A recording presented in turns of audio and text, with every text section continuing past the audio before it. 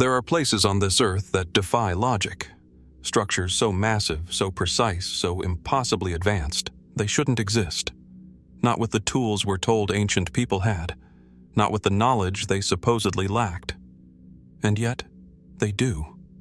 From towering megaliths carved with machine-like precision to sprawling stone complexes aligned with celestial bodies, these monuments seem to whisper secrets across time.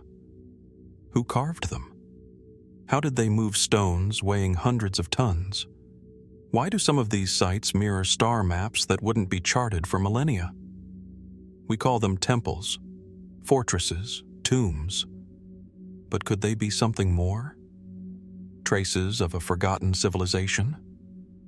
Echoes of a technology lost to history, or borrowed from somewhere else entirely?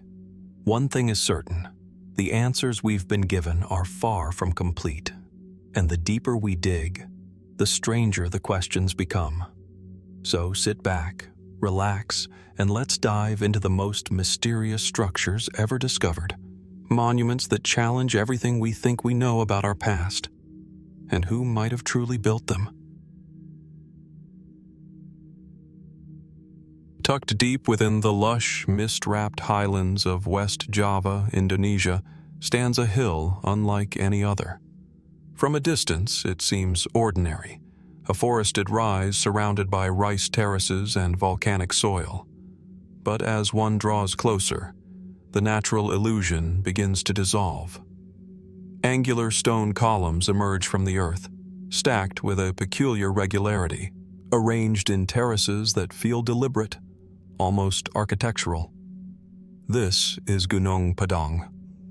Rising nearly 100 meters above the surrounding landscape, Gunung Padang has long captivated the curiosity of those who visit it. The name means Mountain of Enlightenment in Sundanese. For centuries, locals believed it to be a sacred site, tied to ancient kings and gods, a place of ritual and reverence. But in recent years, the serene surface of that belief has been shaken by scientific discovery, by controversy, and by questions that refuse to be buried. At first glance, Gunung Padang appears to be a megalithic site. Hundreds of andesite stone blocks, hexagonal, long, and seemingly cut with geometric precision, cover the hill in a patchwork of terraces. Some are arranged to form walls, rooms, and even staircases, as if hinting at a ruined structure long forgotten. Archaeologists originally dated the site to around 500 BC, placing it within the known range of Indonesia's megalithic culture. That was curious enough, but then came the deeper scans. In 2011, a series of ground-penetrating radar studies and core drillings revealed that Gunung Padang may be more than just a surface-level arrangement of stones. Beneath the visible megaliths, researchers discovered multiple layers, some suggesting the presence of man-made chambers, hidden walls, and compacted zones of hardened material.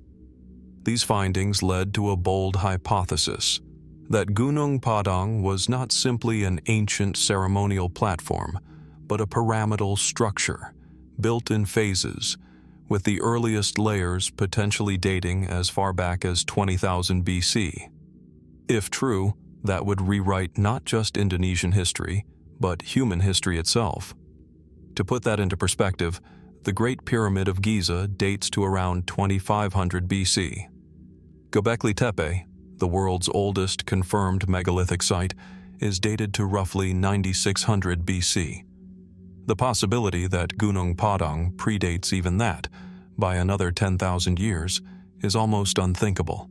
And yet, carbon dating from organic material deep within the site has yielded astonishing results. Some samples returned dates between 13,000 and 20,000 years ago. This timeline throws a wrench into everything we thought we knew about the capabilities of prehistoric humans. Could a civilization that ancient have possessed the knowledge and organization to construct such a complex site? If so, what became of them? Why is there so little trace of their existence elsewhere? Critics caution against jumping to conclusions. They argue that the stone arrangements could be the result of natural geological formations, known as columnar basalt, which can break into symmetrical, vertical columns. The deeper layers, they say, may simply be natural compacted lava flows or sedimentary formations misinterpreted as man-made. It's a valid warning, and one echoed by many in the archaeological community who fear the erosion of scientific rigor. Yet others argue that the stone arrangements are too intentional to be natural. The orientations, the terracing, the patterns, these suggest design. And the presence of organic material between layers implies that construction was halted and resumed across different eras. Could Gunung Padang have been built and rebuilt over millennia, serving generations of cultures whose stories have long since vanished into myth? There's also the issue of its location. The site sits atop an extinct volcano, a place rich with spiritual symbolism across many ancient cultures. Volcanoes were often seen as sacred thresholds, between heaven and earth, between the living and the gods. Could Gunung Padang have been constructed as a kind of temple, an altar, or even a library of stone? Some fringe theorists go further, speculating about advanced prehistoric civilizations with forgotten technologies, or even extraterrestrial influence. While these ideas are widely dismissed by mainstream scholars, they persist in the popular imagination, fed by the sheer scale and mystery of what lies beneath the surface. Still, the most haunting aspect of Gunung Padang isn't what we know. It's what remains hidden. Excavations have been slow and cautious, mired in bureaucratic obstacles and academic disputes. The full truth of what lies beneath the soil has yet to be uncovered. And until more extensive archaeological work is permitted, the site will remain in a kind of historical limbo, balanced between accepted knowledge and forbidden possibility. As the mist drifts once more across the terraced slopes, one is left to wonder, who were the builders of Gunung Padang? What knowledge did they possess? And how many other truths lie buried in plain sight, beneath the forests and mountains of our forgotten past? Perhaps we are only beginning to scratch the surface. From the overgrown terraces of Gunung Padang, our journey takes us west, across continents and millennia, into the heart of the ancient world. Here, in the fertile valley of the Bekaa in modern-day Lebanon, lies a monument so immense, so defiant of time and explanation, that its origins remain cloaked in uncertainty. This is Baalbek, and at its core stands the Temple of Jupiter, one of the largest and most mysterious stone structures humanity has ever attempted to understand. Rising from the ruins like the bones of a forgotten titan, the Temple of Jupiter commands awe.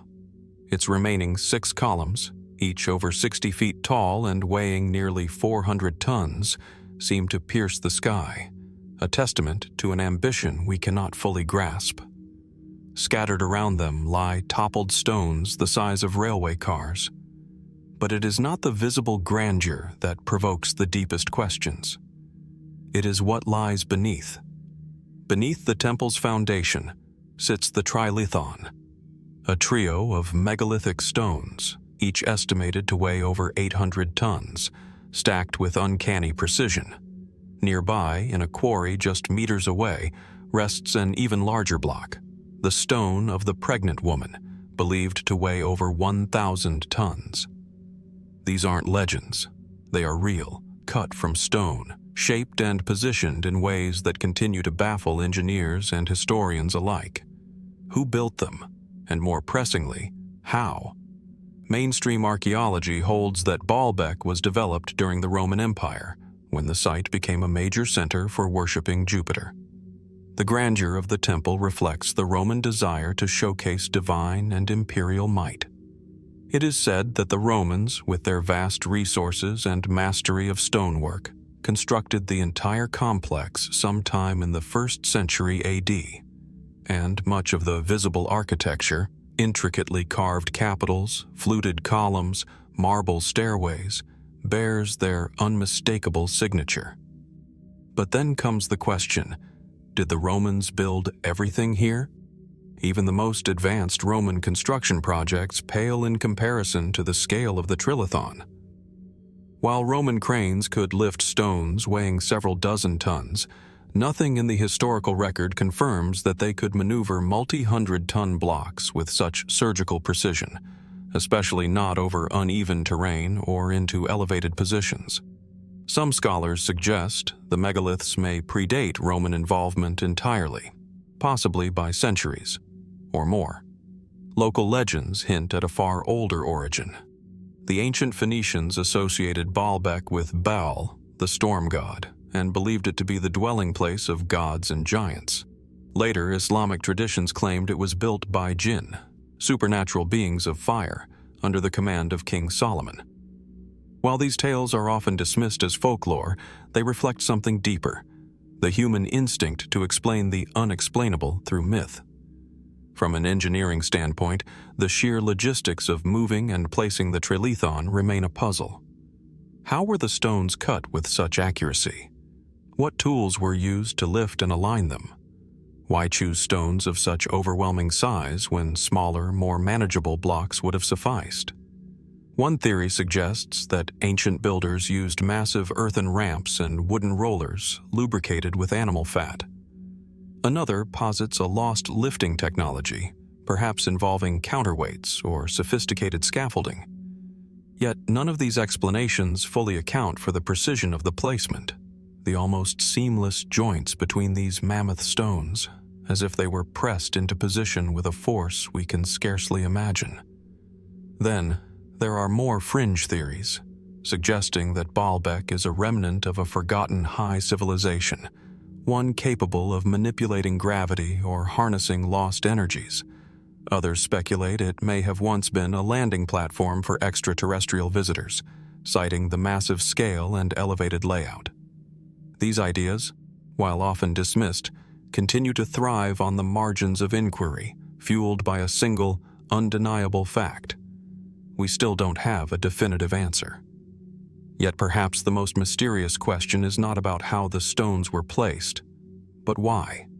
Why build on such a massive scale in a region that, at the time, was far from the Roman Empire's heart? Was Baalbek a ceremonial site? A cosmic temple aligned with the stars? A territorial marker left behind by an unknown culture? As the golden light of dusk settles over the Bekaa Valley, casting long shadows between the remaining columns, Baalbek seems to withdraw once more into silence. The answers it holds are locked in stone, silent, motionless, eternal. But if these walls could speak, what story would they tell? Would they whisper of Roman architects and imperial ambitions? Or of something older, deeper, and more elusive? Something that stretches the boundaries of what we believe ancient humans were capable of? In the face of such enduring mystery, one is left with more questions than answers. And perhaps in places like Baalbek, that's precisely the point. As the winds move westward from the towering columns of Baalbek, they settle over the rugged heart of Anatolia. Here, in the central plains of modern-day Turkey, a very different kind of mystery lies hidden, not in the open air, but buried deep beneath the surface of the earth. At first glance, the quiet town of Derinkuyu appears ordinary, its streets and homes unassuming. But below, carved into the soft volcanic rock of the Cappadocian landscape, is a secret world, a vast subterranean city that stretches downward through the ground like the hollowed-out roots of an ancient tree. This is the underground city of Derinkuyu, a labyrinth of tunnels, chambers, and passageways capable of housing tens of thousands of people. A world within a world, hidden from view, preserved in silence. Discovered by accident in 1963, when a man renovating his home knocked through a wall and found a dark passage beyond, the city extends at least 18 levels deep, reaching more than 250 feet beneath the surface. Within this underground maze are churches, kitchens, wineries, schools, wells, stables, and communal rooms, all ventilated by a sophisticated system of air shafts.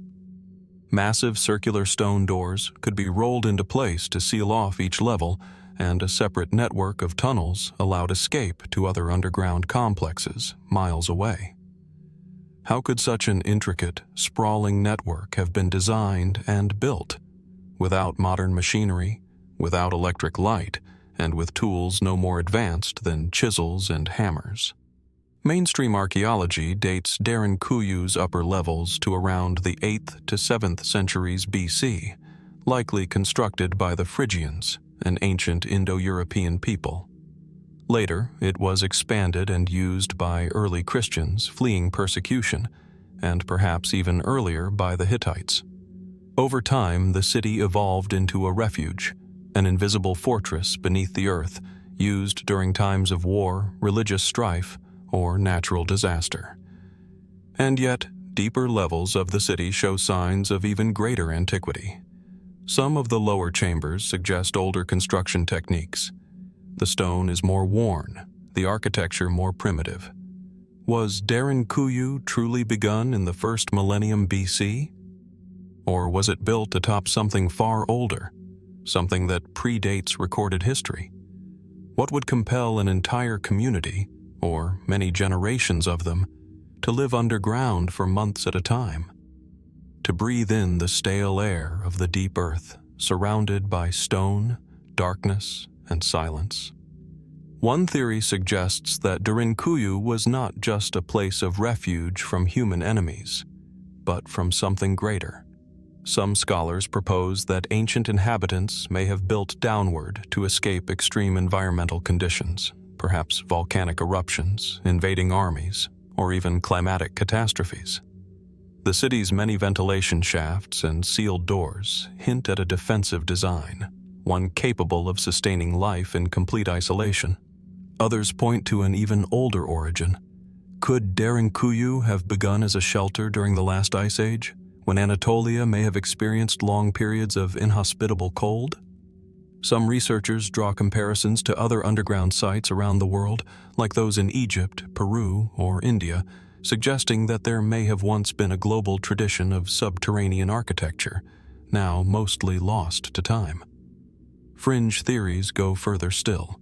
Some posit that Derinkuyu may have been built not by fleeing villagers, but by a forgotten civilization, equipped with knowledge and technology that has since vanished. A few even speculate about non-human involvement, citing the sheer scale and purpose-built complexity of the site as evidence that something more advanced than primitive tools may have been at work. And then there are the strange legends. Local stories speak of a race of beings who lived underground, of tunnels haunted by whispering voices, of labyrinths that stretch on without end. Though these tales are often dismissed, they linger, passed down through generations, surviving where official history offers no answers. What makes Derinkuyu so compelling is not just what we know, but what we can't explain. Why do so many ancient underground cities cluster in this region of Cappadocia? Why were they constructed in such deliberate secrecy? And how many more may still lie undiscovered beneath the soil, hidden behind a wall, a rockslide, or the corner of an ancient cellar? Today, only a portion of Derinkuyu is open to the public. The rest remains closed, unexplored, or inaccessible, its full extent unknown. And even as archaeologists continue to study its chambers, the city guards its secrets well. No written records have ever been found to explain who designed it, how it was dug, or why it was built in such extraordinary fashion. Beneath the streets of a modern town, the ancient stone breathes silence. And in that silence, one question echoes still. What kind of world would need to be hidden underground? And who was it hiding from? As we leave the hidden depths of Derinkuyu behind, our journey takes us to the soaring heights of the Andes, where the air is thin, the winds relentless, and the landscape feels untouched by time. Here, at over 12,000 feet above sea level, lies one of the most perplexing and enigmatic archaeological sites on Earth. Puma Punku. Scattered across the Bolivian high plateau near the ruins of Tiwanaku, Puma Punku does not immediately resemble a temple or fortress. There are no towering columns, no domed chambers, no carvings of gods or kings. Instead, massive blocks of andesite and red sandstone lie strewn like a shattered puzzle, cut with angles so sharp, surfaces so smooth, and joins so precise that even modern engineers pause to wonder. The name Puma Punku means the door of the Puma in the Aymara language. Today, the site appears as a ruin, its monumental stones displaced, some weighing over 100 tons, yet still displaying evidence of extraordinary craftsmanship. The most iconic of these are the precisely cut H blocks, named for their unusual shape. These stones, many of which seem to be part of a once integrated system, appear to interlock with such mathematical accuracy that a razor blade can barely fit between them. How was such precision achieved, without the benefit of steel tools, diamond drills, or laser levels? Mainstream archaeologists attribute Puma Punku to the Tiwanaku culture, which flourished in this region between roughly 200 AD and 1000 AD. They argue that with enough manpower, time, and ingenuity, even the largest stones could be quarried from miles away, transported overland, and shaped using stone tools, water, and sand-based abrasives. According to this view, Puma Punku was likely a ceremonial complex, possibly connected to solar or cosmological alignments, and its current state of ruin may have been the result of earthquakes or intentional destruction. But the questions persist.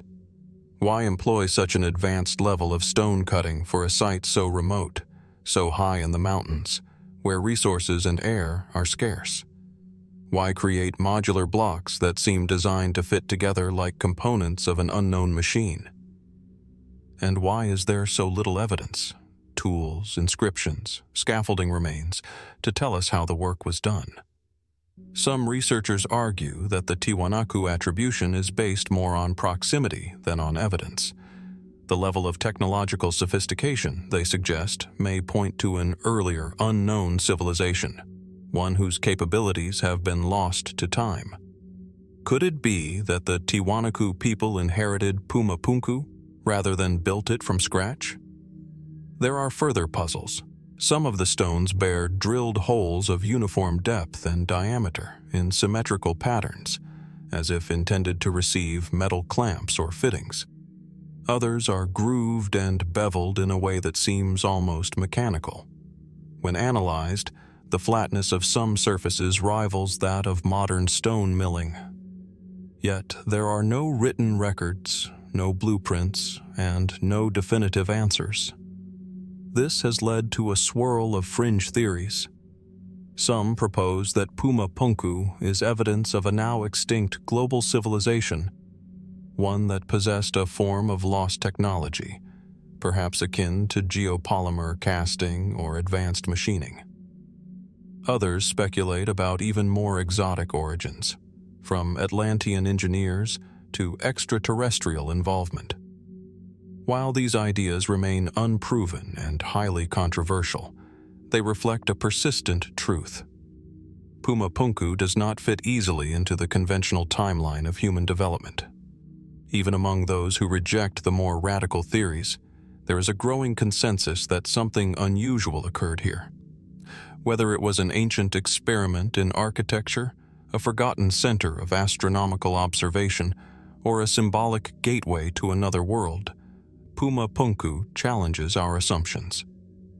It asks us to reconsider what ancient people were capable of, and what they may have known that we have since forgotten. The site's location adds another layer of mystery. At this extreme altitude, agriculture is limited, and the terrain unforgiving. Why build such a monumental complex here, and not in a more hospitable region?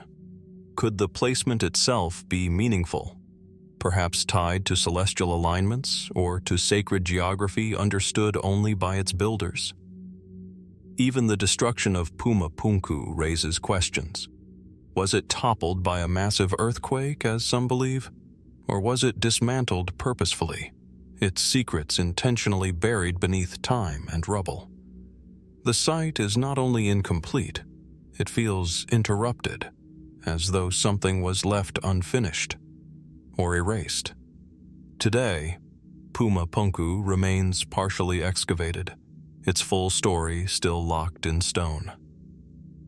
And yet, the fragments it offers, those impossibly precise cuts, the weightless symmetry and massive blocks, speak volumes.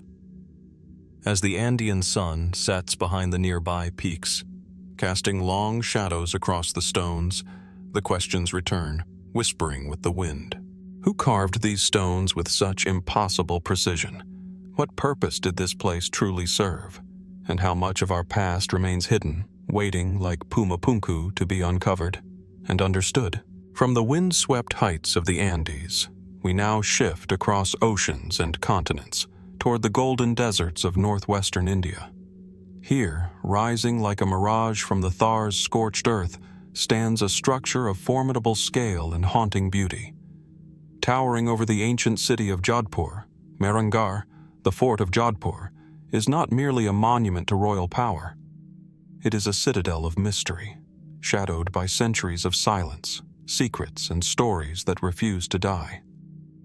Built atop a sheer cliff some 400 feet above the city, Mehrangarh Fort dominates the skyline, its sandstone walls blending almost indistinguishably with the rock from which it was carved. At sunrise, the fortress glows with a copper hue, while by dusk, it darkens to the color of dried blood. The walls, up to 120 feet high and 70 feet thick in places, give the impression of impregnability. Less a fort and more a mountain sculpted by human will.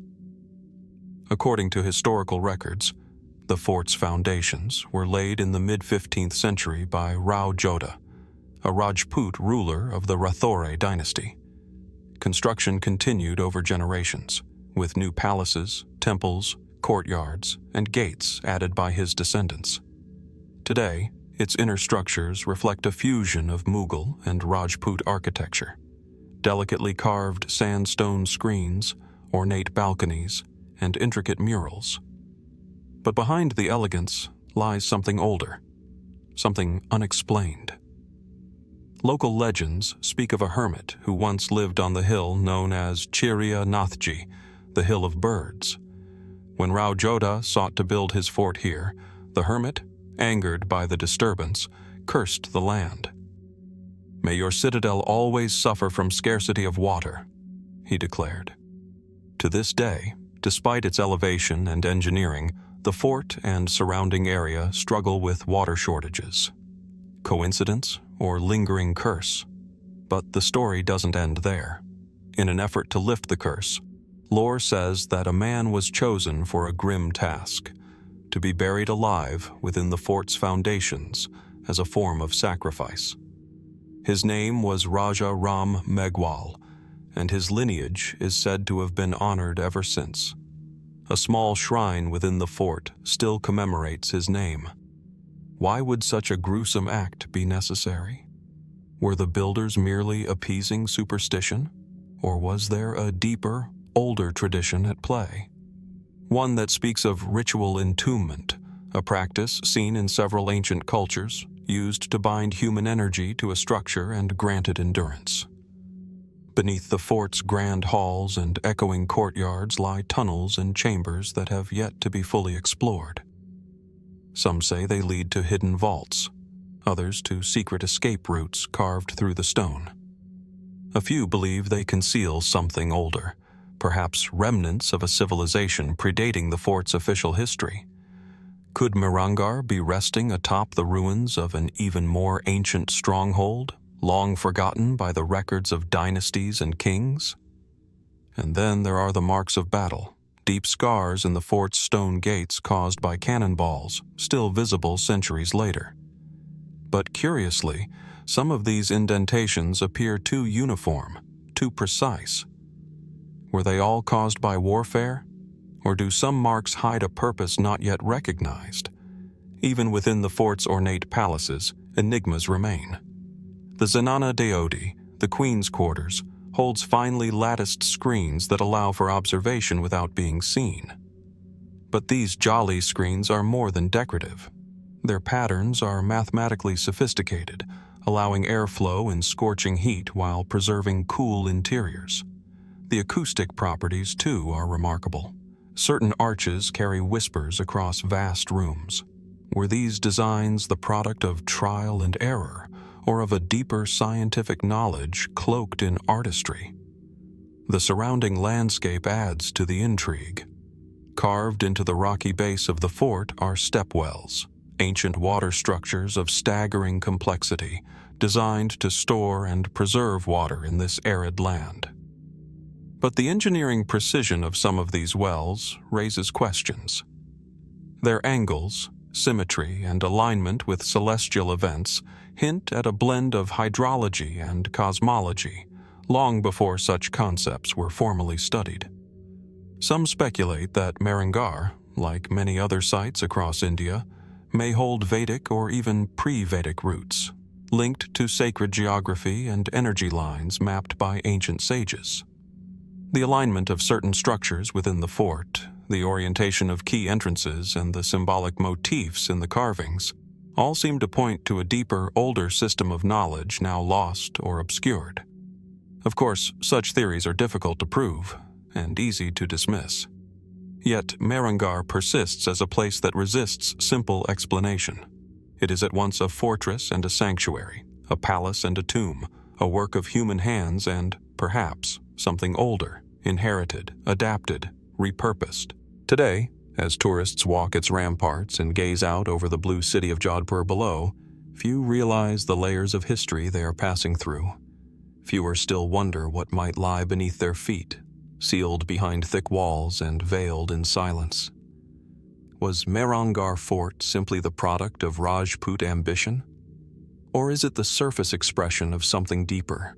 Something encoded into the rock, buried in legend, and waiting to be uncovered? One cannot help but wonder, what stories still sleep within these stone walls, and what truths have yet to rise with the desert wind? As the sun slips west beyond the dunes of Rajasthan and the shadowed ramparts of Mehranagar fade into dusk, we follow the dry winds as they cross into the wild, arid frontier of southern Pakistan. Here, in the remote Hingol National Park of Balochistan, the land transforms, rugged, windswept, and ancient. And on one solitary ridge, exposed to the endless desert sky, rises a shape so uncanny, so deliberate, that it seems to echo a distant memory etched in stone. Locals call it the Balochistan Sphinx. At first glance, it appears to be nothing more than a weathered rock formation, one of many in this barren, dramatic landscape carved by time and erosion. And yet, as one approaches, the resemblance becomes difficult to ignore. A regal, feline face, a tall, headdress-like crown, a defined jawline, a seated pose upon a base that almost resembles a platform or pedestal. The structure, massive and commanding, bears a striking likeness to the famous Great Sphinx of Giza, over 3,000 kilometers away. But here, in the windswept silence of Hingol, there are no ancient temples, no hieroglyphs, no inscriptions. Only the Sphinx-like form, watching over the lifeless plain. Geologists describe the formation as a natural product of millions of years of erosion, shaped by relentless wind and rain acting upon soft, sedimentary rock. Balochistan is full of such features, bizarre, surreal outcrops that resemble castles, towers, even human figures, all sculpted by nature alone. This, they say, is just another case of pareidolia, the tendency of the human brain to see familiar patterns in random forms.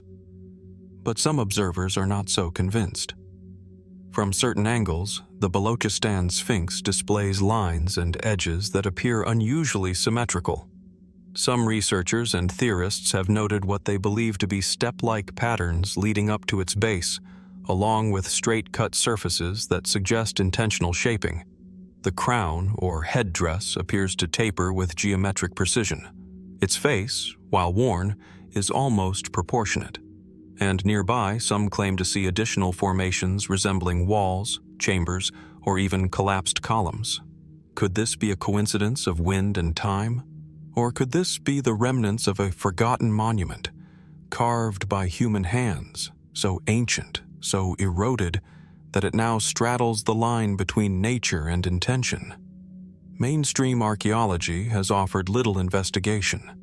The region is remote, politically unstable, and lacks the infrastructure for in-depth exploration. As a result, no official excavation or detailed survey has ever been carried out. The structure remains unstudied by any major institution, and the debate continues largely in the realm of photographs, speculation, and satellite imagery.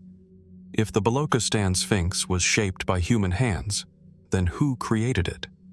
And more pressingly, when? Some have drawn parallels with the Indus Valley civilization, whose ruins lie hundreds of kilometers to the east. Flourishing around 2500 BC, the Indus culture was sophisticated, with planned cities, standardized weights, and complex iconography, but little is known about their monumental art.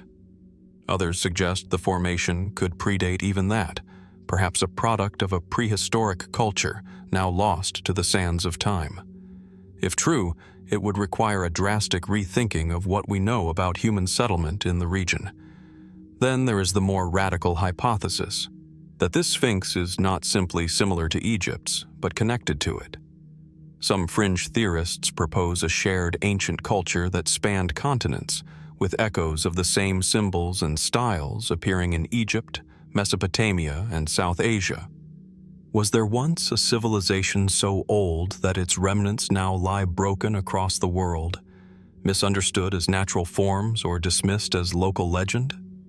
And perhaps the strangest detail of all lies not in the stone, but in the silence around it. Why has such a visually striking formation remained so obscure, even in the digital age? Why has it never been the subject of a full geological and archaeological assessment? Is it simply too remote, too risky?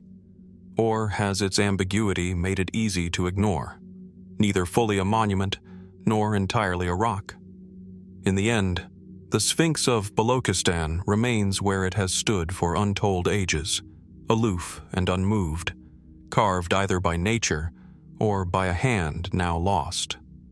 The desert offers no clues, the wind carries no names, and the stone, as always, keeps its silence. But one cannot help but wonder, what if we are not looking at a coincidence of erosion, but at the worn face of a forgotten guardian, a sentinel of a story still waiting to be remembered, buried not by sand but by time itself? From the wind-sculpted stone of Balochistan, our path now drifts far across oceans and forests, landing deep in the Pacific Northwest of the United States. Here in Northern California, a solitary peak rises with quiet majesty above the pine-covered landscape, a mountain steeped in beauty, in mystery, and in stories that refuse to fade. This is Mount Shasta. At over 14,000 feet, Mount Shasta dominates the skyline, a dormant stratovolcano shrouded in clouds and snow for much of the year. But it is what lies beneath this mountain, hidden in its slopes and caverns, that has stirred the deepest intrigue. For centuries, legends have circulated of vast underground networks, secret chambers, and ancient structures buried deep within its heart. And unlike most mountains, Shasta's mystery does not begin with archaeology, but with memory, oral traditions, testimonies, and whispers carried across generations. The native Modoc people once believed the mountain to be the dwelling of Skell, the spirit of the above world. For them, Shasta was sacred, a bridge between the heavens and the earth. But as settlers arrived in the 19th century, a different kind of myth began to form, one not rooted in spirituality, but in hidden civilizations. In 1899, writer Frederick Spencer Oliver published a book titled A Dweller on Two Planets, claiming to have received telepathic messages from beings living in massive subterranean cities beneath Mount Shasta. These beings, he said, were survivors of Lemuria, a lost continent said to have sunk beneath the Pacific Ocean long before recorded history. According to the legend, these Lemurians found refuge beneath the mountain, where they built a network of caverns filled with crystal technologies, glowing tunnels, and libraries of forgotten wisdom. They were said to be tall, ethereal, and benevolent, watchers of the surface world, living in silence below. Most consider this pure fantasy, a relic of 19th century occultism. And yet, over the decades, the stories have not faded. In fact, they've multiplied. Explorers, hikers, and even park rangers have reported strange phenomena around Mount Shasta. Glimpses of robed figures disappearing into the trees, sudden changes in temperature, inexplicable hums beneath the ground. Some claim to have found cave entrances that led to nowhere. Others speak of encountering labyrinth-like tunnels in the forest's deeper reaches, only to return and find no trace of them again. And then there are those who speak of light, soft, bluish glows emanating from beneath the mountain during certain nights of the year. Skeptics are quick to point out that the area is volcanic and riddled with lava tubes and fissures. It's natural for underground formations to exist here, they argue. The Mount Shasta Caverns, a known tourist attraction on the mountain's southern flank, are indeed a series of stunning limestone chambers, formed by water and time, not lost civilizations. The science, they say, is simple. The mystery lies only in the minds of those who seek it. But others suggest that the official map of caverns is far from complete, that there are chambers yet undiscovered, perhaps sealed by landslides or intentionally hidden, and that the deeper one goes, into undocumented depths, the stranger things become. There's another detail often overlooked: the sheer number of unrelated legends that converge here. Beyond Lemurians, the mountain is also associated with Native American myths, 19th century gold rush ghost stories, tales of UFO sightings, and even esoteric spiritual movements. Why has one mountain attracted so many overlapping myths from such different origins? What is it about this place that draws the imagination again and again toward the underground? Some researchers propose that Mount Shasta may sit atop a naturally occurring geologic or electromagnetic anomaly. The mountain's unique mineral composition, volcanic history, and magnetic alignment might, they suggest, influence human perception or interfere with instruments, giving rise to unexplained phenomena. Others speculate that Shasta is part of a global grid of power points like Stonehenge, Giza, or Machu Picchu, locations tied to some lost understanding of the Earth's energy. But amid all the speculation, one element remains curiously elusive: evidence. No photographs, no definitive maps, no physical artifacts have ever emerged from Shasta's hidden depths, just stories.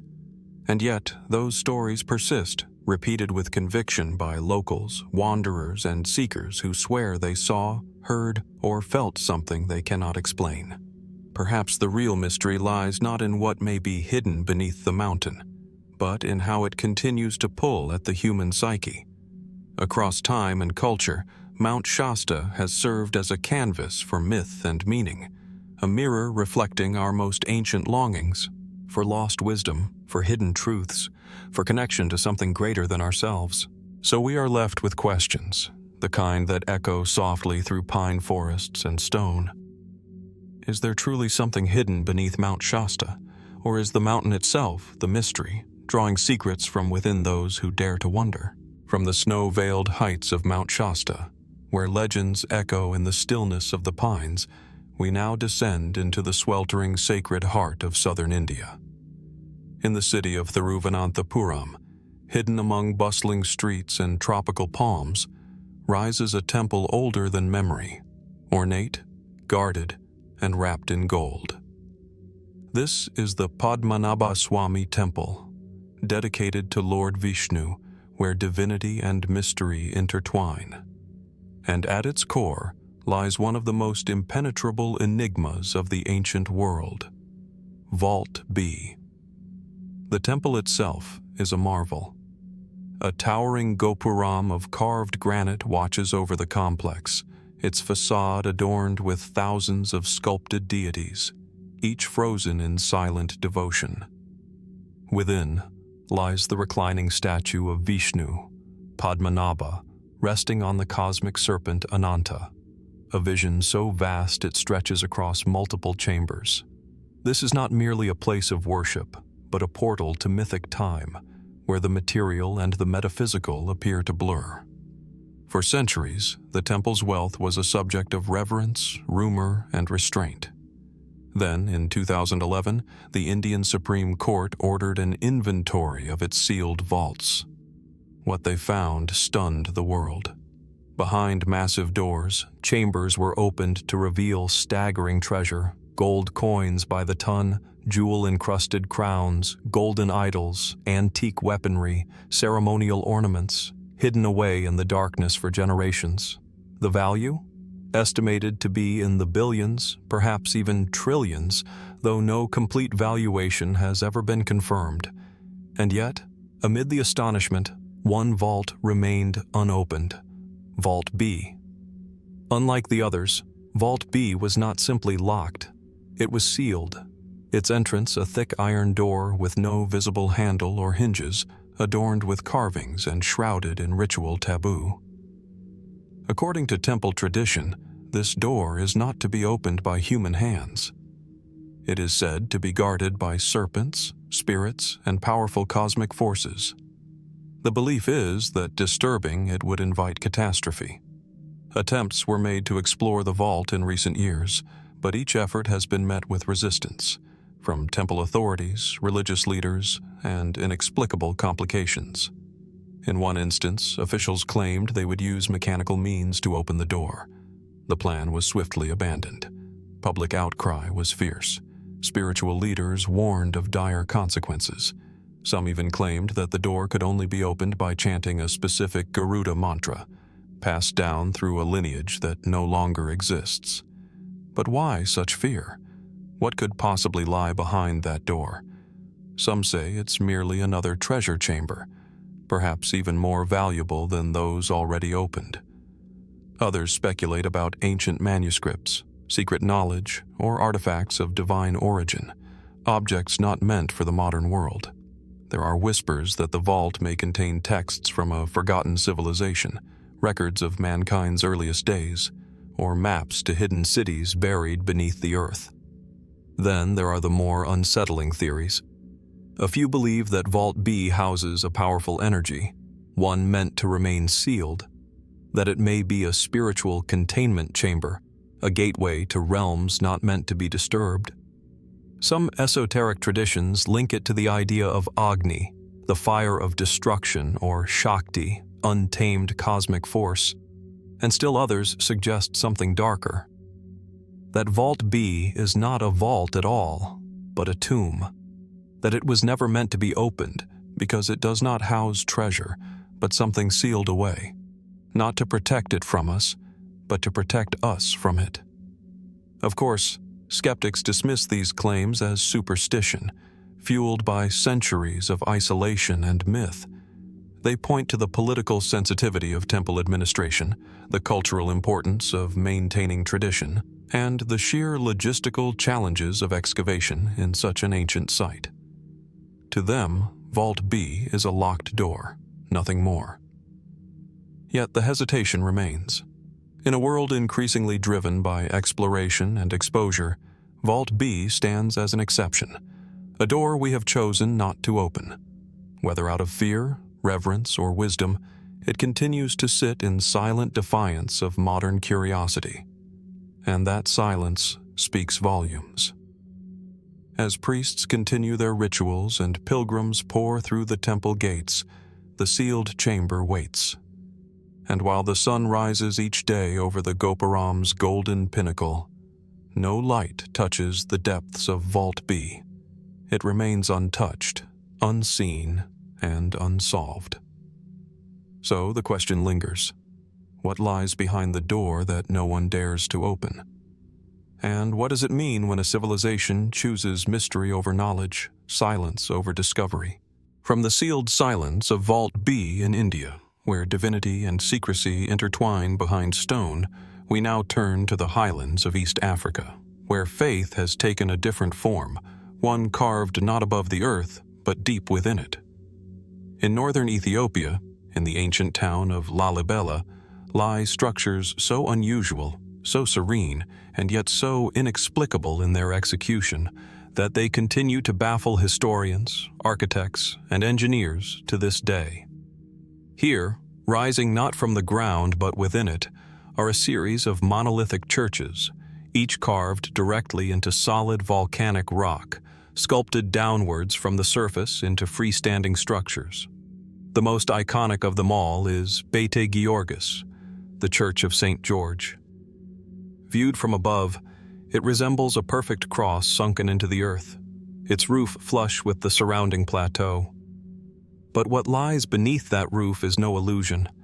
It is a complete church, with doorways, columns, windows, and interior chambers, all hollowed out with such precision that one could mistake it for having been built stone by stone.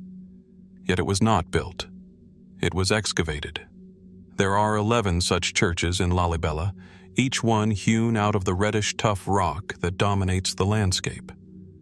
Narrow trenches connect the churches through tunnels, walkways, and symbolic water channels.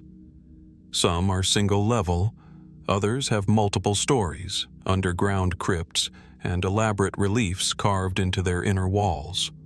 Traditional accounts attribute the construction to King Lalibela, who reigned during the 12th and 13th centuries. According to Ethiopian legend, he was instructed by God in a vision to build a new Jerusalem in response to the Muslim conquest of the real Jerusalem. Monks tell of angels assisting the construction at night, doubling the progress of the human workers. And indeed, the project's scale does seem nearly impossible for the tools and technology of the medieval period. But how exactly were these monumental sanctuaries carved with such geometric clarity, without modern instruments and with no room for error? Unlike conventional architecture, rock-cut construction offers no margin for miscalculation. One wrong cut, and the entire structure could collapse. Yet the churches of Lalibela stand to this day, balanced, symmetrical, enduring. Mainstream archaeologists argue that the churches were likely built over several decades, perhaps even over a century, by a highly organized workforce trained in stonemasonry. The volcanic tuff, being softer than granite, made excavation easier, at least in theory. But that does little to explain the architectural complexity, the spatial harmony, or the absence of construction debris. Where is the displaced stone? How was it transported? Where are the tool marks, the scaffolding remains, the evidence of trial and error? Some researchers believe the techniques used at Lalibela may have been passed down from an even older, forgotten tradition. Ethiopia is home to countless rock-hewn sanctuaries, some dating as far back as the 5th or 6th century AD. Could Lalibela represent the pinnacle of a lost architectural lineage, the final echo of a knowledge that once flourished and then vanished? Then there are more speculative theories. A few scholars have noted striking similarities between the underground churches and other enigmatic rock-cut sites across the ancient world, from Petra in Jordan to the Ajanta caves in India. Is it coincidence that such distinct cultures developed similar techniques of subtractive architecture?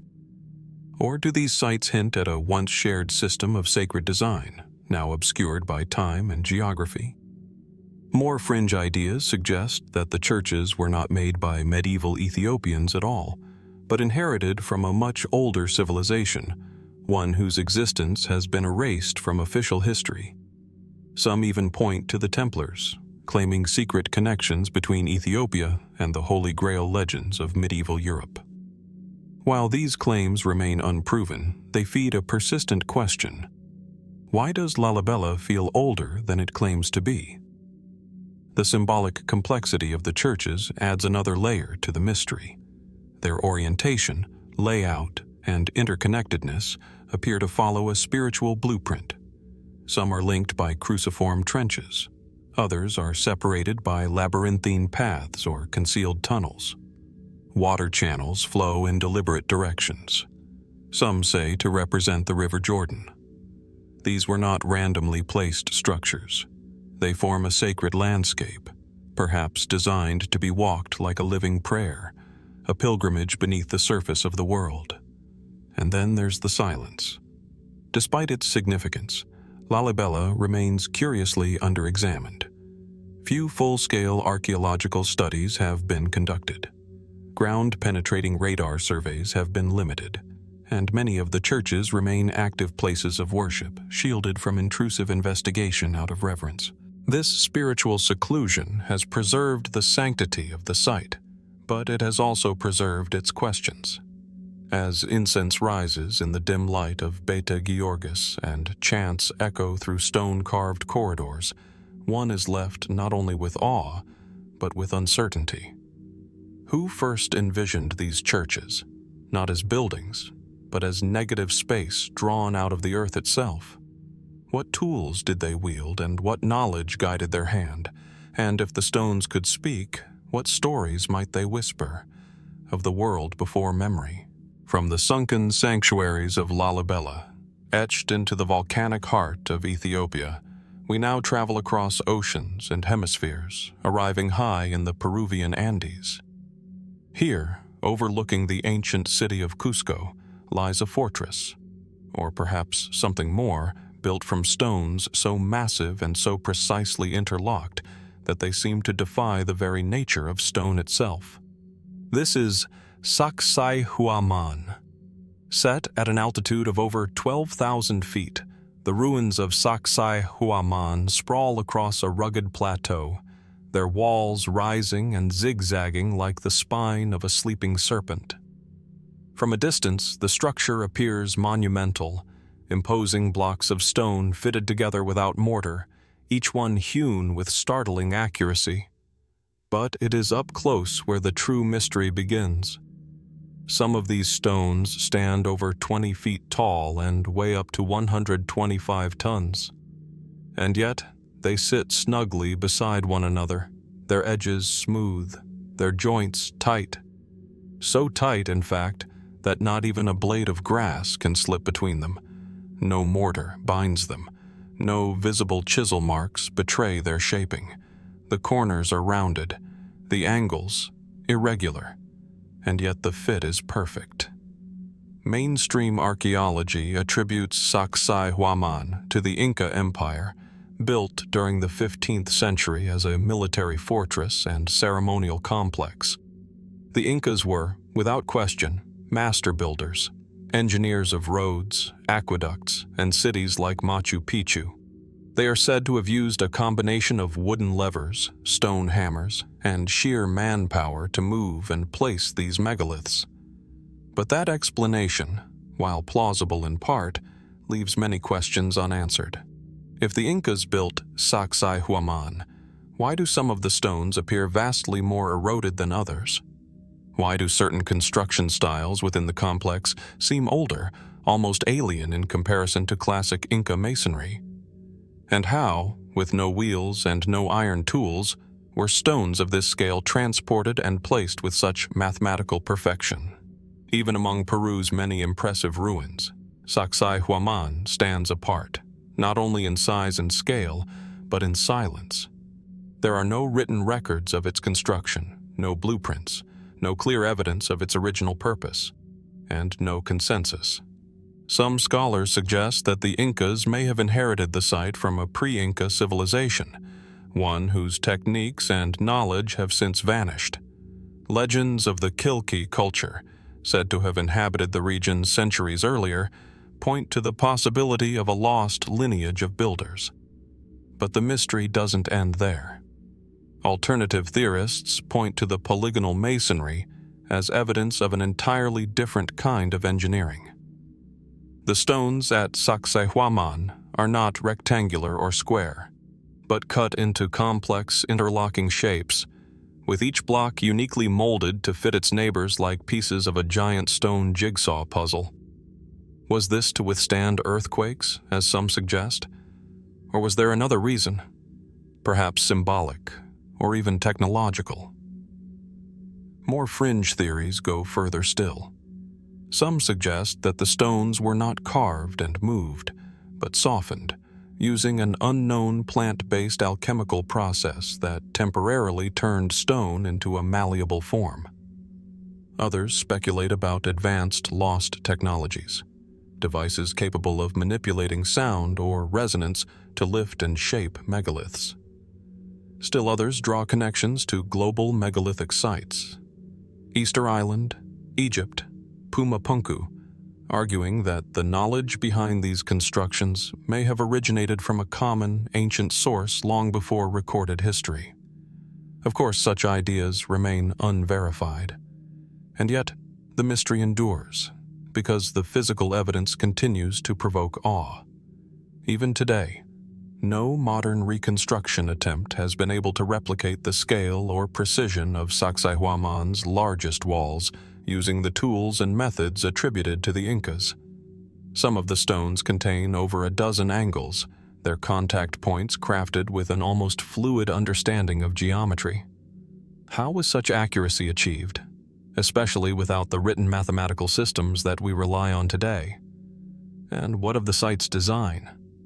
Some believe that Sacsayhuamán's layout, zigzagging in a pattern from above, resembles the teeth of a puma, a sacred animal in Inca cosmology. Others argue that it mirrors constellations, forming part of a larger celestial map tied to Cusco, which itself was laid out in the shape of a puma. Was the site a fortress, a temple, a place of ritual, or something more cosmic, an earthly projection of the heavens? Adding to the enigma are the subterranean tunnels that lace the region, many still unexplored. Some are rumored to run from Sacsayhuamán to temples in Cusco's old city, or even to undiscovered chambers hidden beneath the mountains. Whether carved by nature or hand, they add to the impression that what we see on the surface may be only part of a much larger mystery, one carved into both earth and myth.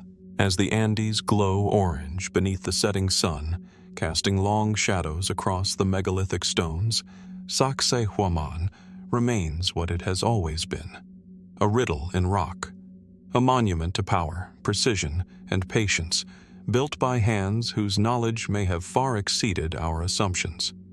So we ask once more, who carved these stones with such impossible mastery? What knowledge guided their design? And how much of our ancient past still lies buried in the high silence of the Andes, waiting like the stones of Sacsayhuamán to be understood? From the soaring stone terraces of Sacsayhuamán, where megaliths defy gravity in the thin air of the Andes, we now descend, both in altitude and in scale, but not in mystery. Thousands of miles away, in the quiet subtropical flatlands of southern Florida, stands a monument no less confounding. A place where immense stones were not laid by empires or ancient dynasties, but by a single man. This is Coral Castle. Just outside the small town of Homestead, a series of towering limestone blocks rise from the ground like silent sentinels. Some stand over 20 feet tall, others weigh 15 to 30 tons. Together they form walls, thrones, altars, moon dials, and megalithic sculptures that seem pulled from a forgotten age. But this isn't an ancient ruin. Coral Castle was built in the 20th century by a reclusive Latvian immigrant named Edward Līdzkalnis, who worked alone, mostly at night, and left behind a riddle in stone. What makes Coral Castle so extraordinary is not just the size of the stones, but how they were moved, shaped, and assembled without machinery, manpower, or modern tools. Līdzkalnis stood barely over 5 feet tall and weighed just 100 pounds. He had no formal training in engineering, no workforce, and no witnesses. And yet, over the span of nearly 30 years, he quietly erected one of the most mystifying structures in North America. Locals who lived nearby in the 1930s and 40s tell stories of Ed working silently after sundown, under the cover of darkness. Truck drivers hired to move stones recalled being asked to step away, only to return and find multi-ton blocks somehow loaded and balanced on their trailers, ready for transport. When questioned, Ed would smile and say simply, "I understand the laws of weight and leverage." But was that all? The Coral Castle was originally called Rock Gate Park. It was moved once, stone by stone, over a 10-mile distance, and reassembled by Ed with the same unexplainable precision. Within its coral limestone walls are structures aligned to astronomical events, a telescope carved through rock that perfectly tracks the North Star, and a sundial accurate to within minutes. There's even a massive revolving gate weighing over 8 tons, so perfectly balanced on a hidden bearing that it once opened with the push of a single finger. How did he do it? Geologists confirm that the blocks are made of oolite limestone, a relatively soft sedimentary rock. But soft is relative. The weight remains immense, and shaping it with precision, especially using only homemade tools, requires an intimate knowledge of stoneworking. Ed is known to have fashioned his own pulleys, tripods, and winches from salvaged metal. But no one ever saw him move the largest blocks into place, and he never allowed anyone to observe his process. His explanation? He claimed to have rediscovered the secrets of the ancient Egyptians. It's a bold claim, perhaps meant to mystify, but one that has fueled decades of speculation. Some believe Leeds-Kalnin tapped into forgotten principles of magnetism and resonance.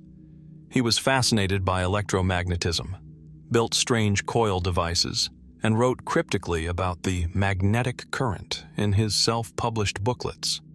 He hinted that all matter, including stone, could be manipulated if one understood its vibrational structure.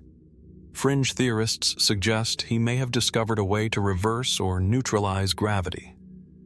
Others speculate about sonic levitation, pointing to parallels with ancient legends of sound being used to raise massive stones in Tibet or Egypt.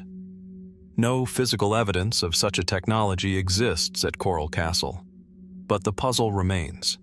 If not with machines and not with help, then how? Skeptics argue that Leeds-Kalnin's achievement, while impressive, is not impossible. That with patience, leverage, and ingenuity, one determined man could achieve what he did. They point to photos of Ed with his tripods and to experiments replicating similar feats on smaller scales. But even they admit, something about Coral Castle feels off. The symmetry, the balance, the apparent ease with which massive stones were handled. It doesn't add up. Today, Coral Castle is a museum, a curiosity of limestone geometry and whispered secrets. Visitors walk through the moon fountain, the heart table, the Polaris telescope, and the 30-ton walls, all still standing just as Ed left them. Some come for the romance, believing the castle was built as a tribute to his lost love, a woman who broke off their engagement the day before their wedding. Others come for the mystery, for the feeling that something unspoken lingers in the stillness of these stones. Edward Leeds-Kalnin died in 1951, taking his secrets with him. He never allowed anyone to watch him work. He never left behind blueprints, and he never offered a clear explanation for how he achieved what he did. So the Coral Castle remains, part monument, part enigma. Did Ed Leeds-Kalnin truly rediscover an ancient principle, a forgotten science lost to time? Or was his achievement a testament to the power of human will, one man's devotion chiseled into stone?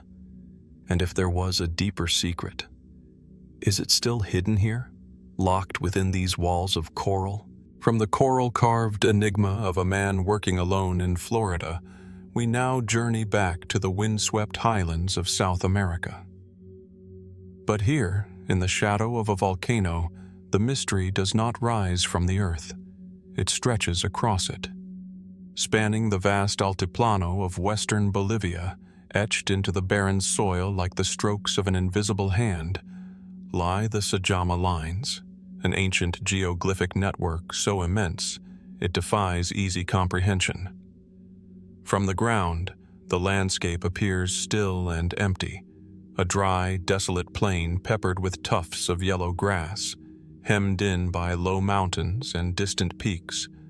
But from above, whether by satellite or aircraft, a hidden geometry emerges. Straight lines, thousands of them, running for kilometers without deviation, crossing hills, valleys, and ravines with unwavering precision, some barely visible to the naked eye, others carved deep enough to cast shadows at dawn. This is not a recent discovery. The local Aymara people have known of the Sajama lines for generations. They walk them, pray along them, preserve them. But it wasn't until the advent of aerial photography that the full scale of the lines came into view.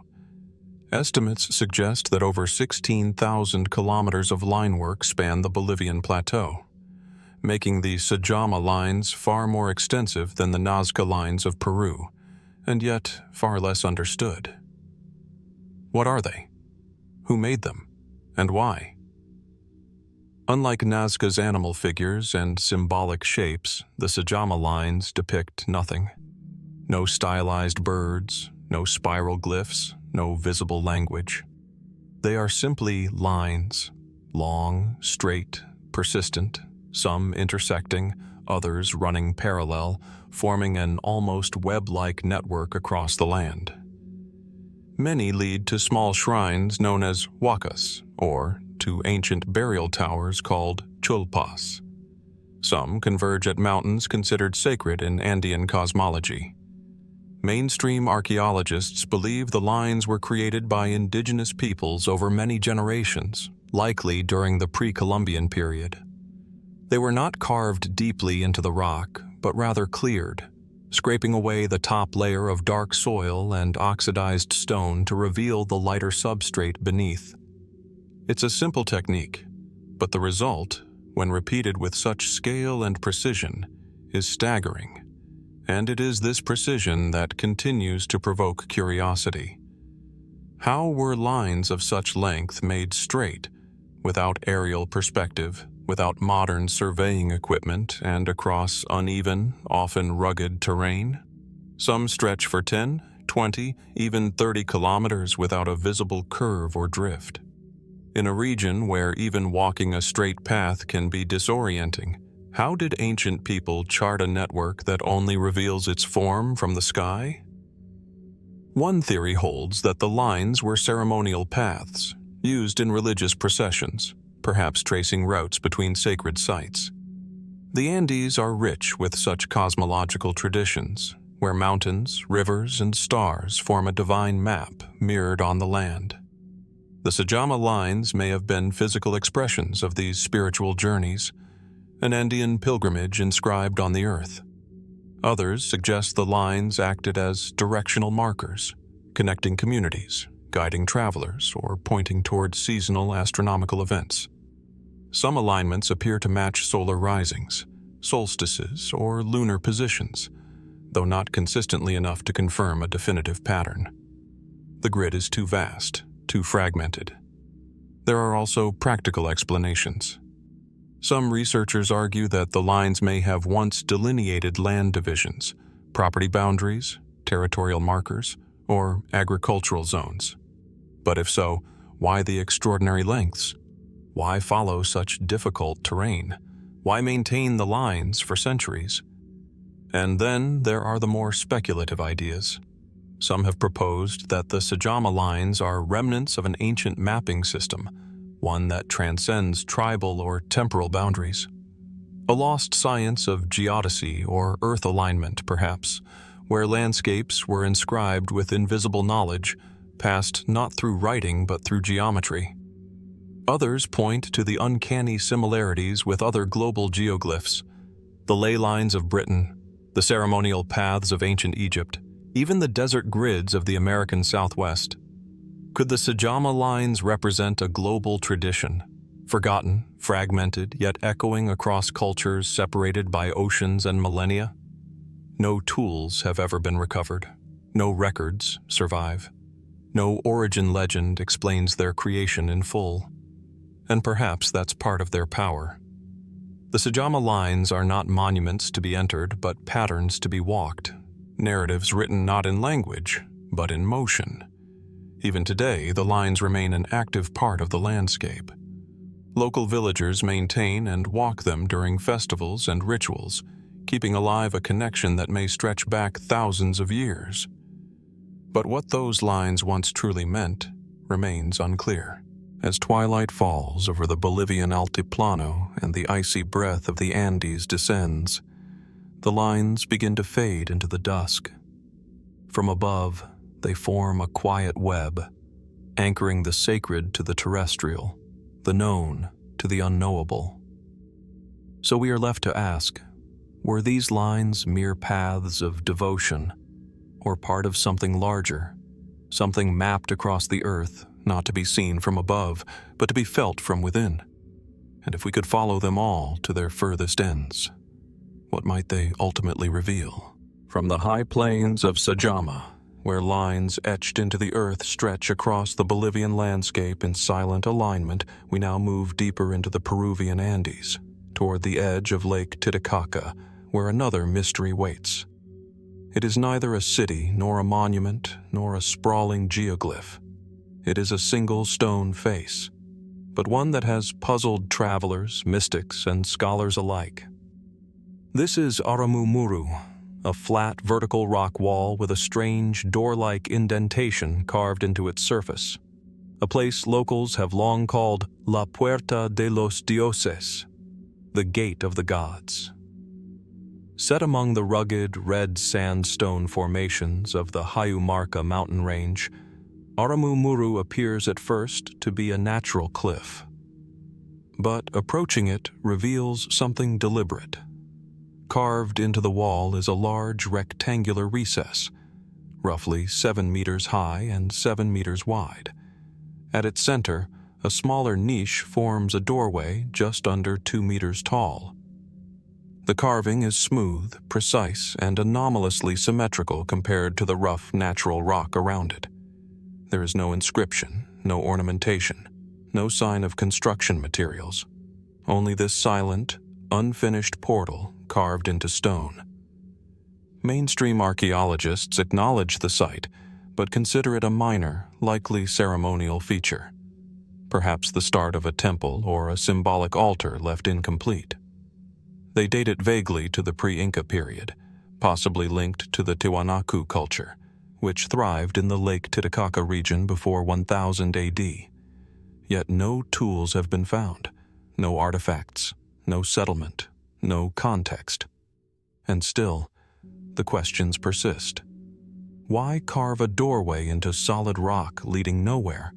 Why make it so large, so symmetrical, and so isolated? Local legend offers another perspective. According to Andean lore, Aramu Muru was a sacred portal used by ancient priests, or Amaru Meru, who is said to have escaped Spanish invaders by fleeing into the doorway, carrying with him a golden disc, an object of immense spiritual power. Upon pressing the disc into a small depression within the rock, the stone is said to have shimmered, and the priest vanished into the wall, never to be seen again. Even today, shamans from nearby villages visit the site to perform rituals, meditate, and leave offerings. Some claim to feel vibrations emanating from the rock. Others speak of visions, of altered states, or of a strange energy in the air. Travelers have reported dizziness, flashes of light, even disorientation while standing within the carved niche. Could there be an environmental anomaly here?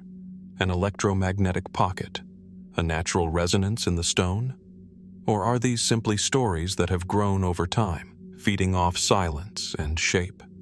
Speculative theories abound. Some believe Aramu Muru is part of a vast network of power sites across the Andes, locations aligned to stars, solstices, or telluric currents in the earth itself. Others propose that the doorway was once part of an ancient technological system, perhaps connected to sound frequencies, or to an understanding of energy we no longer possess. A more radical fringe theory suggests the structure is not a doorway in metaphor, but in reality. That it once served as a portal, not to a hidden chamber, but to another world entirely. Some draw parallels with similar rock-cut false doors found in Egypt, which symbolize the passage between the living and the divine. Could Aramu Muru have served a similar symbolic or even functional purpose? A passage between realms. Despite its unusual form, the site has never been fully excavated. There are no published surveys, no confirmed dating methods, no consensus on its origin. In this way, Aramu Muru remains suspended between geology and intention, between the ancient and the imagined. What deepens the intrigue is its setting. The area around Lake Titicaca is steeped in myth. The Incas believed the lake was the birthplace of the sun and the cradle of their civilization. Nearby ruins, such as the temples of Tiwanaku and Puma Punku, speak of megalithic traditions and lost knowledge. Could Aramu Muru be another piece of that forgotten puzzle? Or is it a solitary monument, an unfinished idea, left behind by a culture whose beliefs and meanings are now buried in time? As the sun sets behind the jagged silhouette of the Andes, the rock face of Aramu Muru glows a deep crimson. Shadows fill the niche at its center. It looks unmistakably like a door, silent, sealed, and somehow waiting. So we are left to wonder, is Aramu Muru a forgotten monument to ancient faith, a lost project, or a misunderstood technology? And if its doorway truly led somewhere long ago, what lies on the other side now? From the carved silence of Aramu Muru, where a doorway in stone evokes the memory of lost worlds, we now move north to the vast highlands of central Mexico. Here, rising from the Valley of Mexico like echoes of a forgotten age, stand the ruins of an ancient city. Towering pyramids, wide ceremonial boulevards, and enigmatic subterranean tunnels stretch across a geometric grid, designed with precision, but whose creators remain unknown. This is Teotihuacan, the city of the gods. Seen from above, the layout of Teotihuacan is astonishing. A broad central avenue, called the Avenue of the Dead, runs straight for over 2 miles, flanked by structures that once housed temples, palaces, and plazas. To the north stands the Pyramid of the Moon.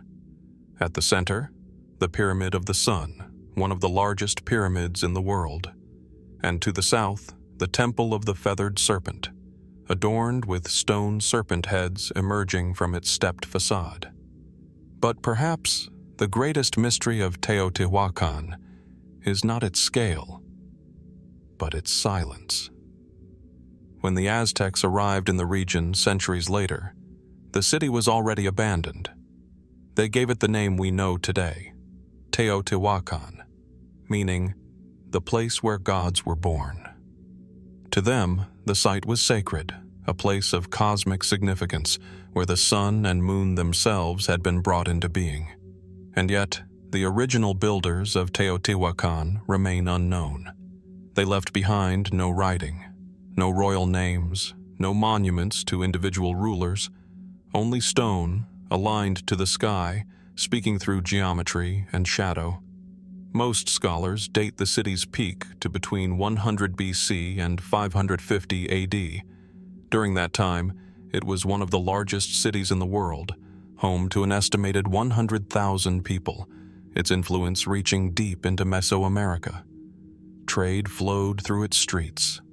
Rituals echoed through its plazas. And yet, its origins are a mystery. Who designed this city, and why? The urban plan is more than functional. It is symbolic. The Avenue of the Dead aligns 15.5 degrees off true north, matching the rising of certain stars and possibly linked to solar and lunar cycles. The Pyramid of the Sun is believed to be aligned with the setting sun on specific days of the year. Beneath it, a cave and man-made tunnel suggest earlier sacred use, perhaps a symbolic womb, reinforcing the pyramid's role as a cosmic mountain, a place where heaven and earth converge. But beyond the astronomical significance, deeper questions remain. Why was so much of the city built using mica, a mineral with insulating and electromagnetic properties, sourced from over 2,000 miles away in Brazil? What purpose did it serve in walls and floors where it was hidden from view? Was it decorative, symbolic, or did it serve a function we have yet to understand? And then there are the tunnels. Beneath the temple of the feathered serpent, archaeologists discovered a sealed subterranean chamber filled with strange spheres of gold-colored clay and lined with minerals like pyrite, which may have reflected light in flickering patterns. The tunnel leads to a central chamber thought to represent the underworld. But was this simply symbolic? Or did the ancient architects seek to replicate some form of sensory or ritual experience that has been lost to time? Some researchers have suggested that Teotihuacan's builders possessed advanced knowledge of mathematics, astronomy, and urban planning. The city's layout seems to reflect a deliberate cosmology, one that mirrors celestial order on Earth. The ratios between buildings suggest mathematical relationships. Some point to the pyramid's dimensions as echoing the orbits of planets or even ratios found in the Great Pyramid of Giza. Are these coincidences? Or signs of a global architectural language now forgotten? Fringe theorists have gone further, suggesting that Teotihuacan may be far older than officially believed, that it was not built in 100 BC, but rebuilt, restored, or even rediscovered by the people we now credit as its creators. They point to the lack of early construction debris, the apparent sudden emergence of monumental architecture, and the sophisticated planning of a city that seems to appear fully formed in the archaeological record.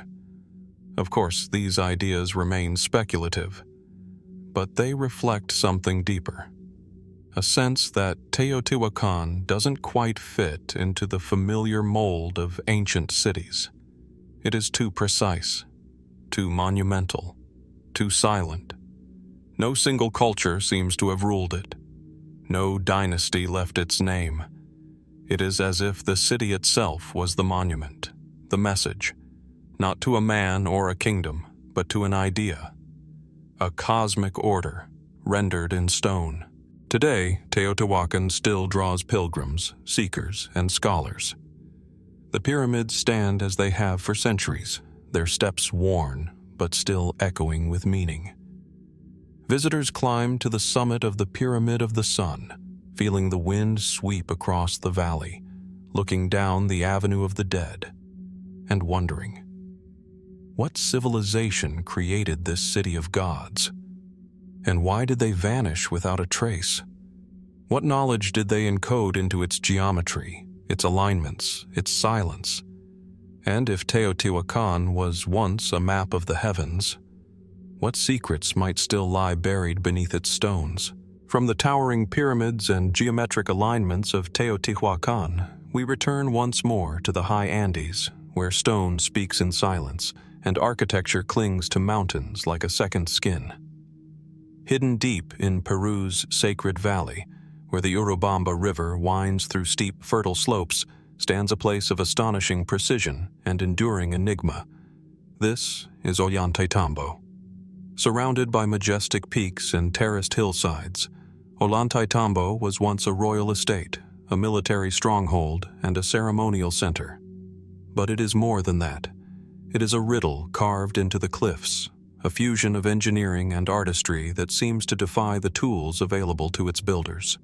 Massive stone blocks, some weighing upwards of 50 tons, rest on a steep mountain ledge, fitted so tightly that even centuries of earthquakes have failed to disturb them. The main site unfolds across two dramatic levels. the agricultural terraces that hug the lower slopes, and the high ceremonial complex perched above, known as the Temple of the Sun. It is here that the mystery sharpens. Gigantic red granite blocks form a structure left seemingly unfinished. 6 monoliths, each standing upright, form a wall of astonishing craftsmanship. Behind them, other stones lie scattered, as if frozen mid-construction. The site is often described as abandoned in process, but few can explain how these enormous stones were brought here in the first place. The quarry lies across the valley, on the opposite side of the river, thousands of feet below. To transport even one of these monoliths up steep mountain trails, across the river, and up the sheer incline to the temple platform would require not only immense labor, but a degree of planning and coordination that rivals modern logistics. So, how were they moved? And more puzzlingly, how were they shaped? The stones at Ollantaytambo display the same hallmark of high-altitude Andean megalithic work: seamless joints, irregular interlocking angles, and polished faces. No mortar was used. Each stone was carved to fit precisely with the others, locking them into place like pieces of a three-dimensional puzzle. Conventional explanations propose the use of stone tools, wooden levers, ramps, and sheer manpower. But the scale and intricacy challenge that narrative. How were such perfect fits achieved? Especially when each stone is uniquely shaped, with angles and curves that appear to have been modeled directly to its neighbors? How did they lift and align blocks weighing dozens of tons with such flawless precision?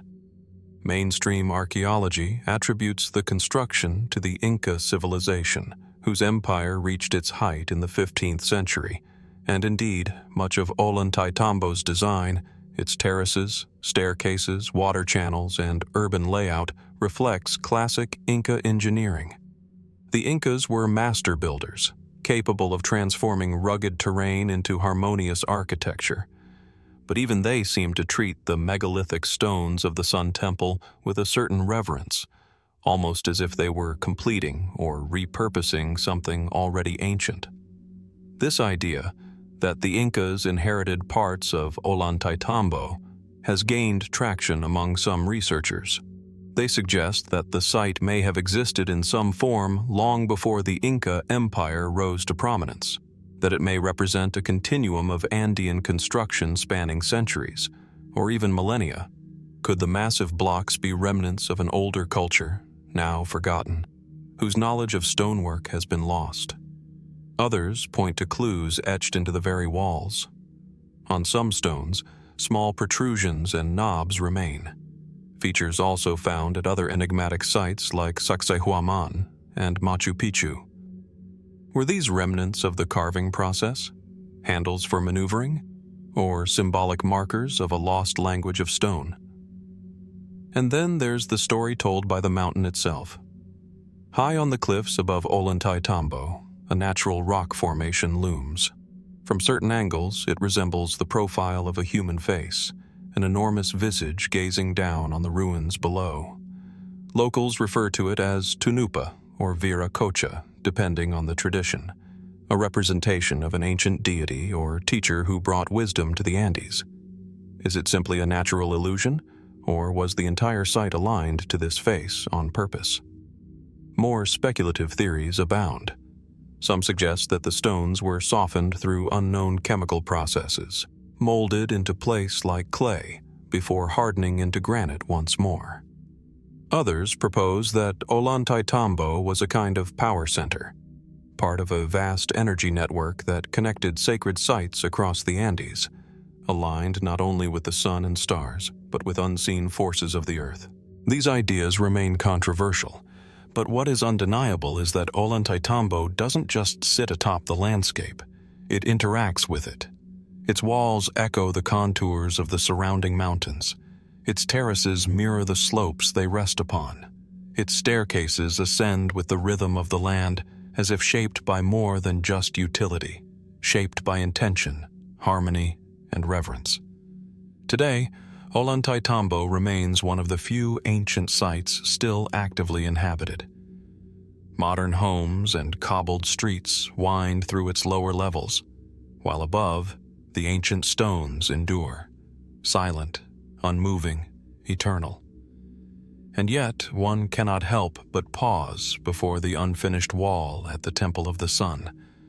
The stones lie waiting. The mystery lingers. Was this truly a temple that time forgot, or a message left for those who would one day come searching? Who first carved these stones into the sky, and what knowledge guided their hands, high in the sacred valley, beneath the eyes of the mountain gods? From the granite heights of Ollantaytambo, where mountain and monument seem to breathe as one, we journey now to the opposite end of the world.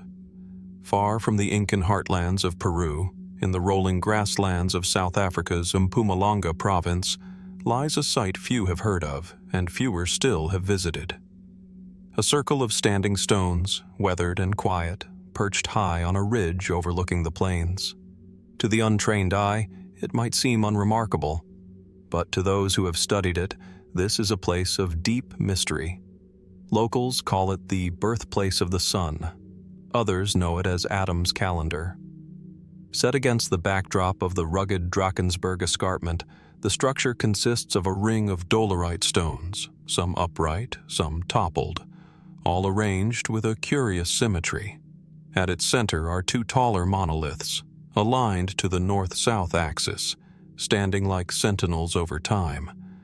Though partially collapsed and eroded by centuries of weather, the site seems anything but random. The stones appear deliberately placed, their positions aligning with celestial events, solstices, equinoxes, and the movements of key constellations across the African sky.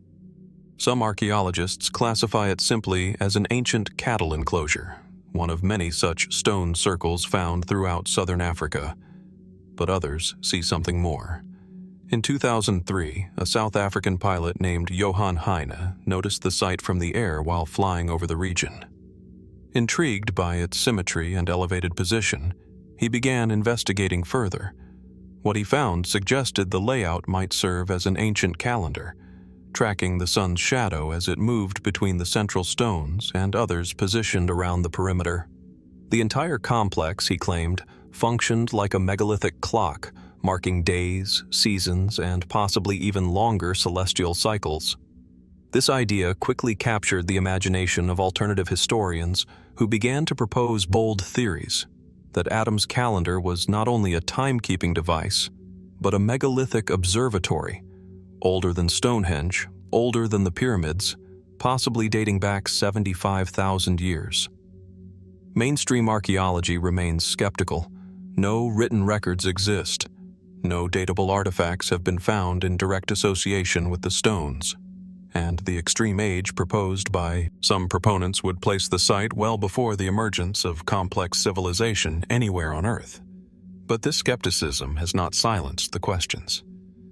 Why do the stones align so precisely with solar points?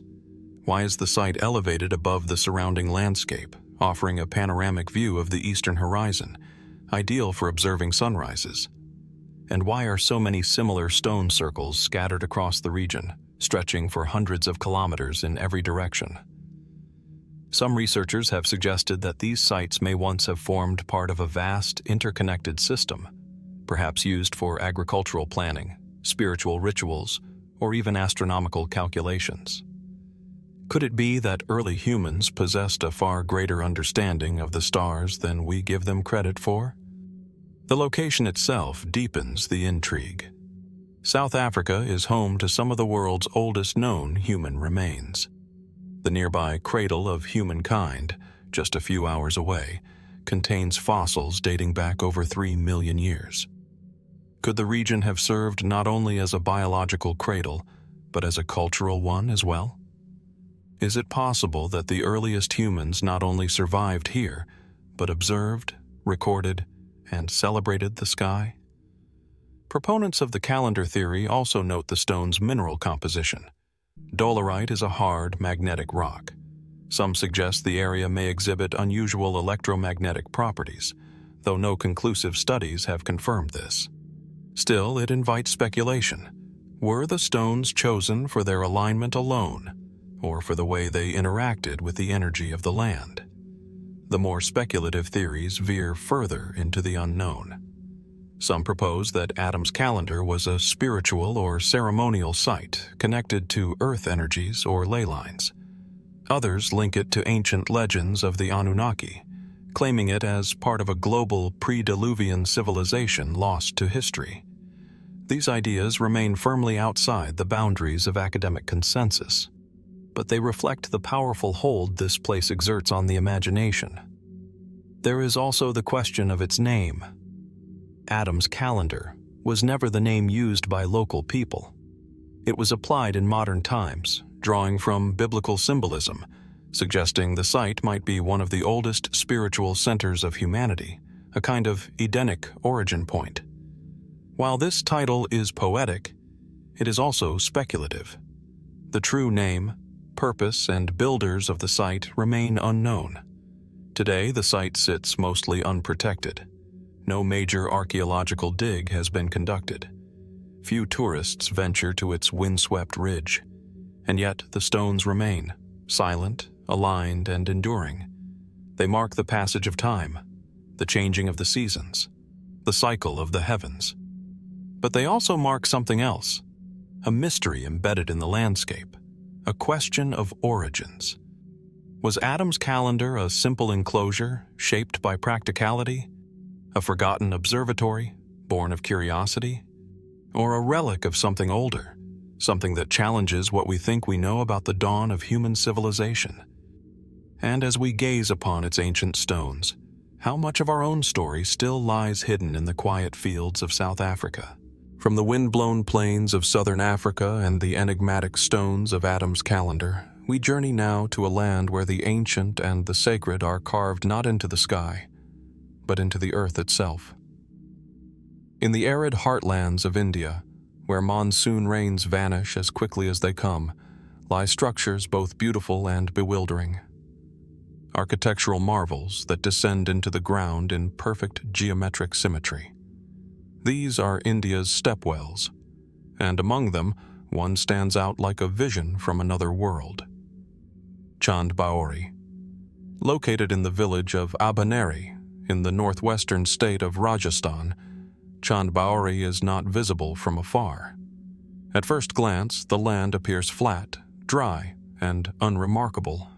But descend the narrow stone passageways, and the earth opens into a cavernous pit, an inverted temple of sorts, made not for gods above, but for the essential spirit of water below.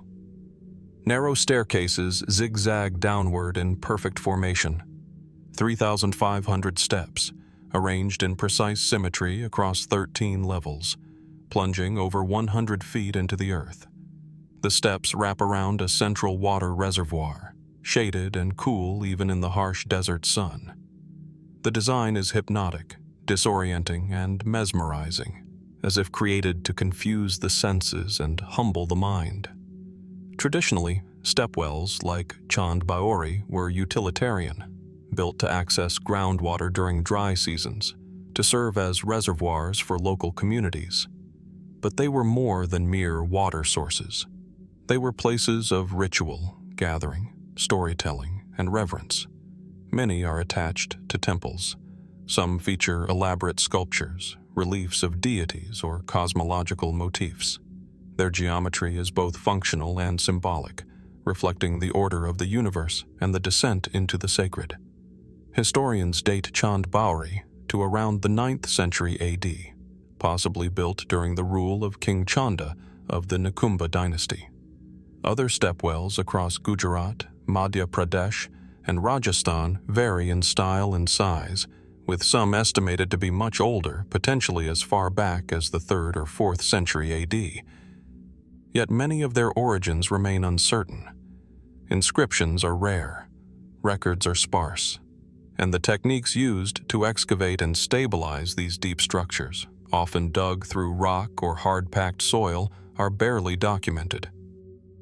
How were such massive vertical structures constructed with such symmetry in an age before surveying equipment? How did builders ensure perfect alignment across dozens of levels, down to a single water point at the base? And why, in some cases, are the architectural elements more elaborate than the temples they accompany? At Chand Baori, for instance, the sheer complexity of the step design has led some researchers to speculate about advanced knowledge of mathematics and visual perception. The cascading grid of steps creates a repeating optical illusion, so intricate that it resembles a three-dimensional fractal. Could this have been more than aesthetic? A coded message? A symbolic descent into spiritual purification? Further deepening the mystery are the acoustic properties of the wells. Whisper at one side, and the sound travels clearly to the other. Even subtle footfalls seem amplified. Was this intentional, meant to enhance ceremonies or prayers? Or simply a byproduct of geometry meeting stone? In some stepwells, stone carvings depict gods of fertility, water, and rebirth. In others, we find figures holding lotuses or serpents, symbols linked not just to Indian myth, but to deeper archetypes of hidden wisdom. Were these structures aligned with certain constellations or solar patterns? Some appear to mark equinox shadows or serve as solar calendars, though much of this remains unproven. Then there are the more speculative theories. Some researchers propose that stepwells were not just practical or spiritual, but energetic. That their spiral-like descent into the ground harnessed geomagnetic energy, creating resonant spaces for healing or meditation. Others suggest that certain stepwells could have served as astronomical observatories, using the movement of light and shadow down the steps to mark time, seasons, or celestial alignments. And a few go even further, drawing comparisons between India's stepwells and other ancient inverted structures around the world. The underground cities of Cappadocia, the subterranean megaliths beneath Malta. Could there have been a shared architectural impulse across ancient civilizations to carve downward, to seek meaning not only in the heavens, but in the earth itself? What remains undeniable is the emotional impact of standing within one. The air is cooler, the sounds quieter, the light dimmer, filtered through stone and shadow. There is a strange tranquility, a sense of suspended time, as if the very geometry of the space induces reflection. Despite their architectural brilliance, many stepwells have been forgotten, overgrown, filled in, left to decay. Yet their mystery persists. Because unlike most ancient monuments that rise to declare power or divinity, these descend, beckoning us into darkness, into depth, into the quiet unknown. Chand Baori still stands, visited by curious travelers and devotees alike. Its steps, though worn by time, remain unshaken. Its geometry continues to fascinate, and its purpose, though partly understood, still invites wonder. Who first conceived of this descent into stone? What knowledge guided the chisel and the hand? And how many secrets carved deep beneath the surface still lie waiting at the bottom of India's forgotten wells? From the shadowed depths of India's stepwells, where sacred geometry spirals downward into silence, we now travel north to a colder, starker landscape. Across windswept seas, where fog clings to the coastline and the light is slow to rise, we arrive at the White Sea in Russia's far northwest. Here, on a remote and sparsely inhabited island called Bolshoi Zayatsky, the ground holds its own quiet riddle, a series of ancient stone labyrinths laid flat against the earth, their purpose and origins still cloaked in uncertainty.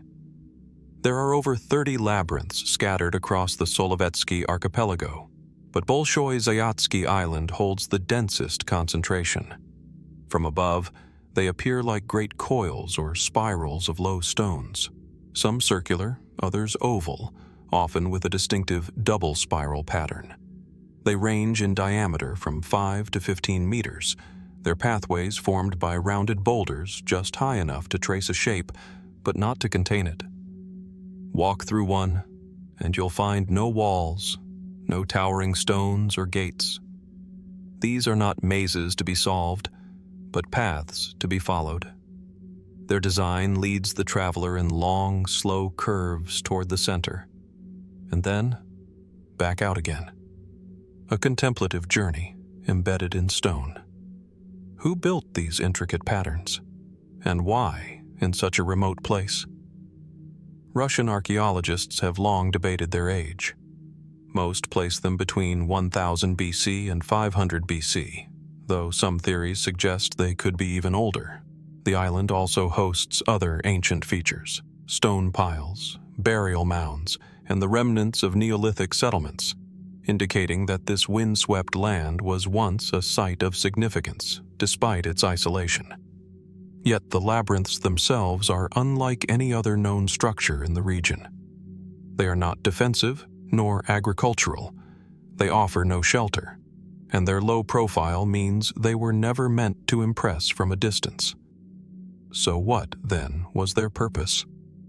One prevailing theory suggests they were used for ritualistic or symbolic journeys, walked during solstice ceremonies or funerary rites. Some researchers have noted that the paths resemble wombs, or spirals of life and death.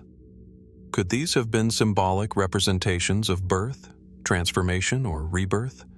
A physical meditation on life's cyclical nature? Others see astronomical intent. Certain labyrinths appear to be aligned with the setting or rising sun during key seasonal transitions. Were they used as solar markers, calendrical devices, or perhaps tools for guiding the spirit between worlds, mirroring the sun's own cyclical death and rebirth? Local folklore, passed down through generations of Pomor fishermen and northern settlers, adds another layer. In some stories, the labyrinths were believed to trap evil spirits. Once they entered the spiral, they could not find their way back out. In others, they were used in shamanic practices, paths walked in trance states, guiding one into the unseen. And then there are more speculative ideas. Some researchers have drawn comparisons between these northern spirals and ancient labyrinths found across the world, from the chalk mazes of Britain to the petroglyphs of the American Southwest. Could these motifs reflect a shared symbolic language passed between distant prehistoric cultures? A universal archetype of the spiral, an image repeated in galaxies, in seashells, in myth. There is also the matter of construction. How did early humans, lacking written plans or advanced tools, create such perfectly proportioned paths?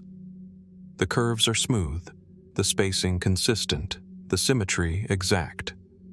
Were they drawn from memory, passed down orally? Or did the builders possess an intuitive understanding of form, scale, and movement that we've come to underestimate? Complicating matters further, no tools, bones, or definitive artifacts have been recovered from within the labyrinths themselves. They were not tombs in the traditional sense, nor dwellings, nor marketplaces.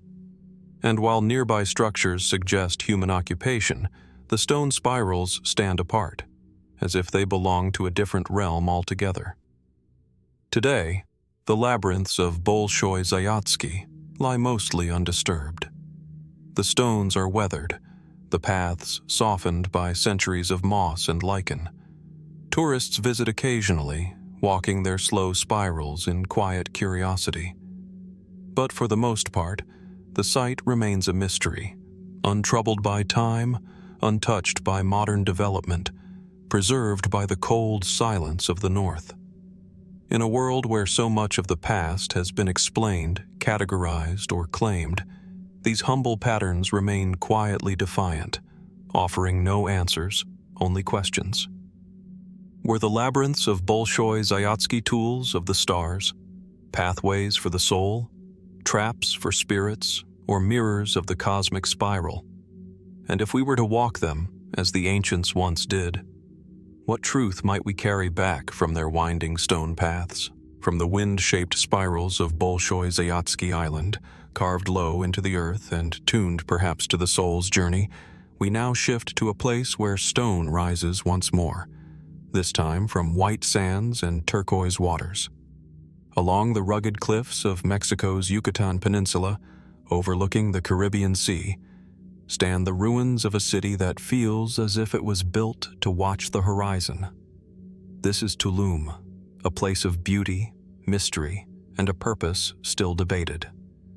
Unlike many ancient cities lost to jungle or time, Tulum greets the modern traveler with open skies and crashing waves. The ruins are perched on a cliff just above the sea, their pale stone structures silhouetted by the tropical sun. There is a stillness here, interrupted only by the wind and the distant call of seabirds. It is a place that feels suspended, between land and water, between the known and the forgotten.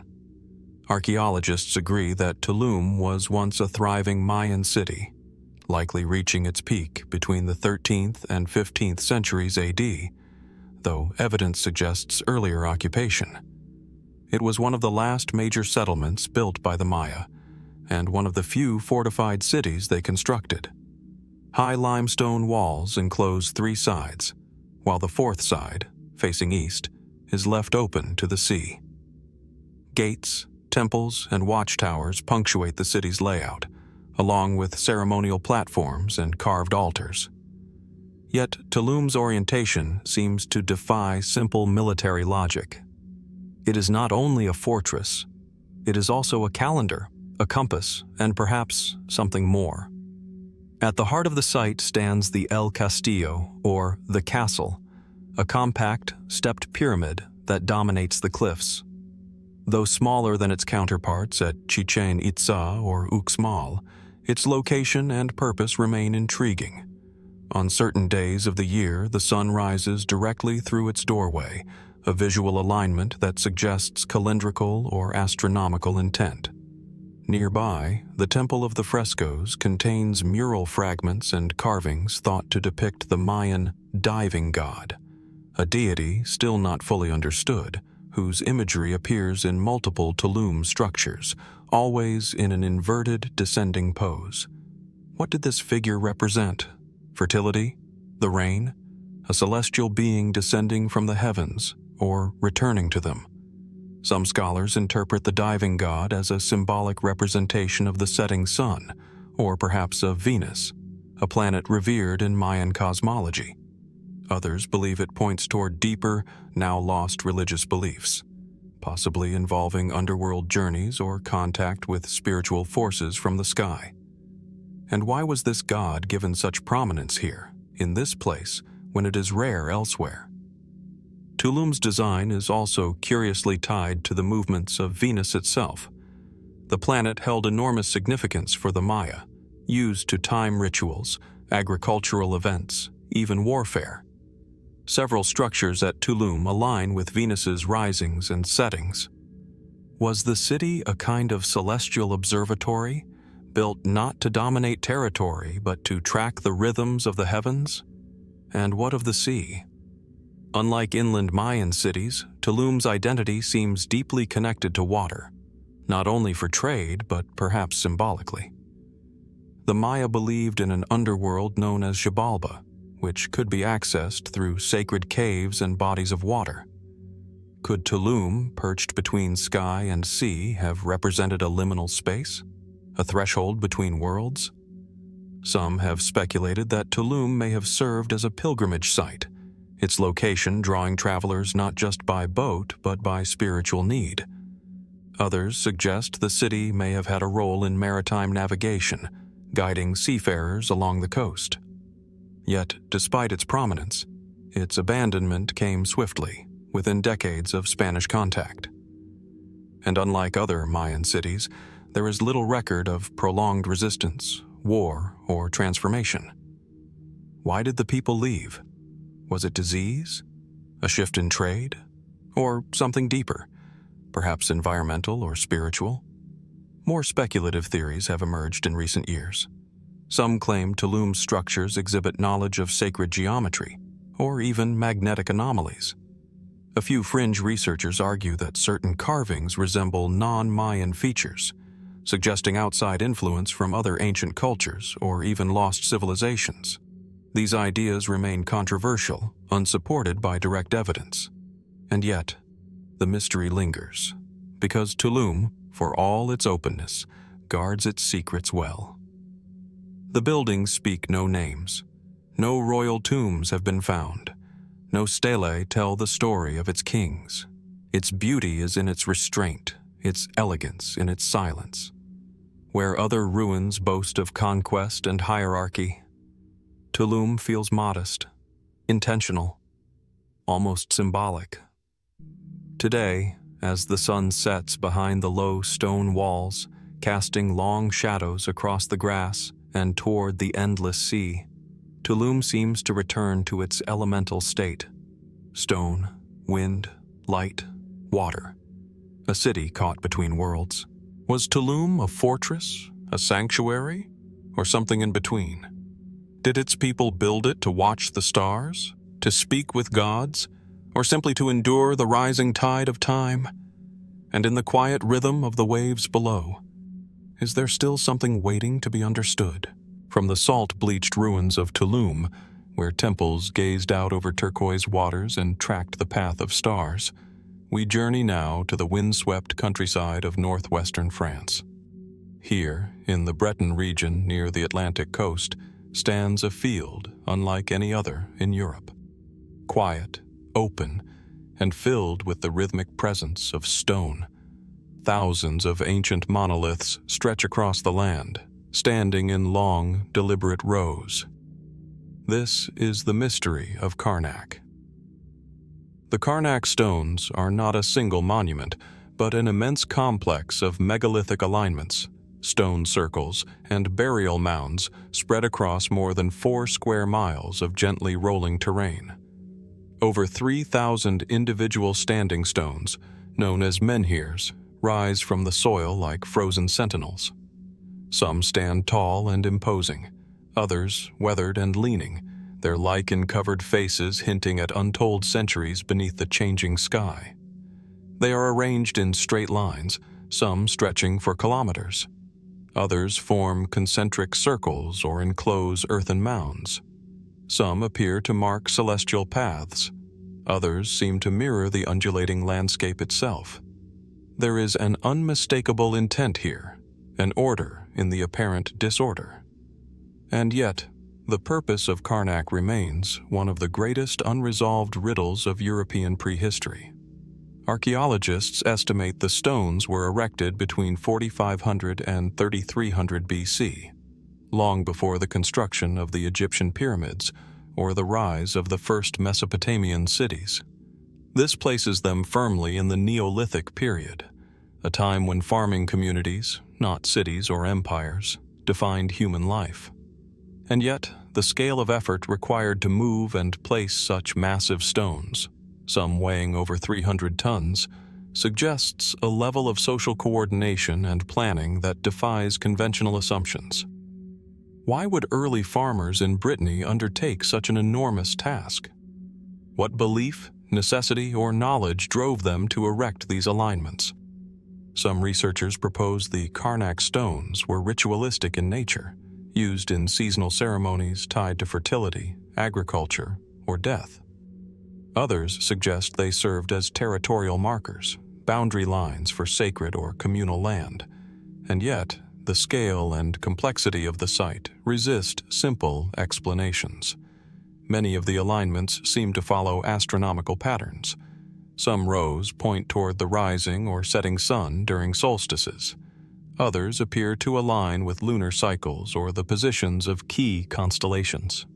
Could Karnak have functioned as a celestial observatory, a Neolithic calendar etched in stone? Studies using modern surveying tools have revealed geometric patterns embedded within the layout, triangles, grids, and ratios that hint at advanced knowledge of mathematics and spatial awareness. But if that knowledge existed, it left no written trace. There are no inscriptions at Karnak, no symbols, no explanations carved into the stone. Only the stones themselves and their silent formations. Local folklore offers other answers. According to one legend, the stones are a Roman legion turned to stone by a Christian saint. Another tale speaks of giants frozen mid-March. But these stories arose millennia after the stones were placed, echoes of confusion in the face of a mystery too deep for memory. More speculative theories have emerged over the years. Some propose that Karnak was part of a prehistoric energy grid, with the stones acting as conductors or antennas tied to the Earth's natural magnetic fields. Others suggest the stones resonate with subtle vibrations, designed to focus sound or energy in ways we no longer understand. Still others point to connections between Karnak and other megalithic sites across Europe, from Stonehenge to the dolmens of Portugal, asking whether these structures were part of a vast, interconnected culture now lost to history. And then there is the enigma of intentional silence. Unlike other ancient sites, where tombs, tools, or ritual objects offer some clue to purpose, Karnak offers almost none. Excavations have revealed few artifacts, and many of the stones were erected on bare earth with no accompanying structures. It's as though the message was meant to be in the placement itself, not in decoration, not in language. Today, the fields of Karnak remain hauntingly quiet. Grass grows between the stones. The wind passes over them without resistance. Tourists walk the narrow paths, their footsteps soft against the moss-covered earth. The stones endure, immune to time, to interpretation, and to certainty. Their arrangement remains. Their message, still undelivered. Who placed the first stone at Karnak?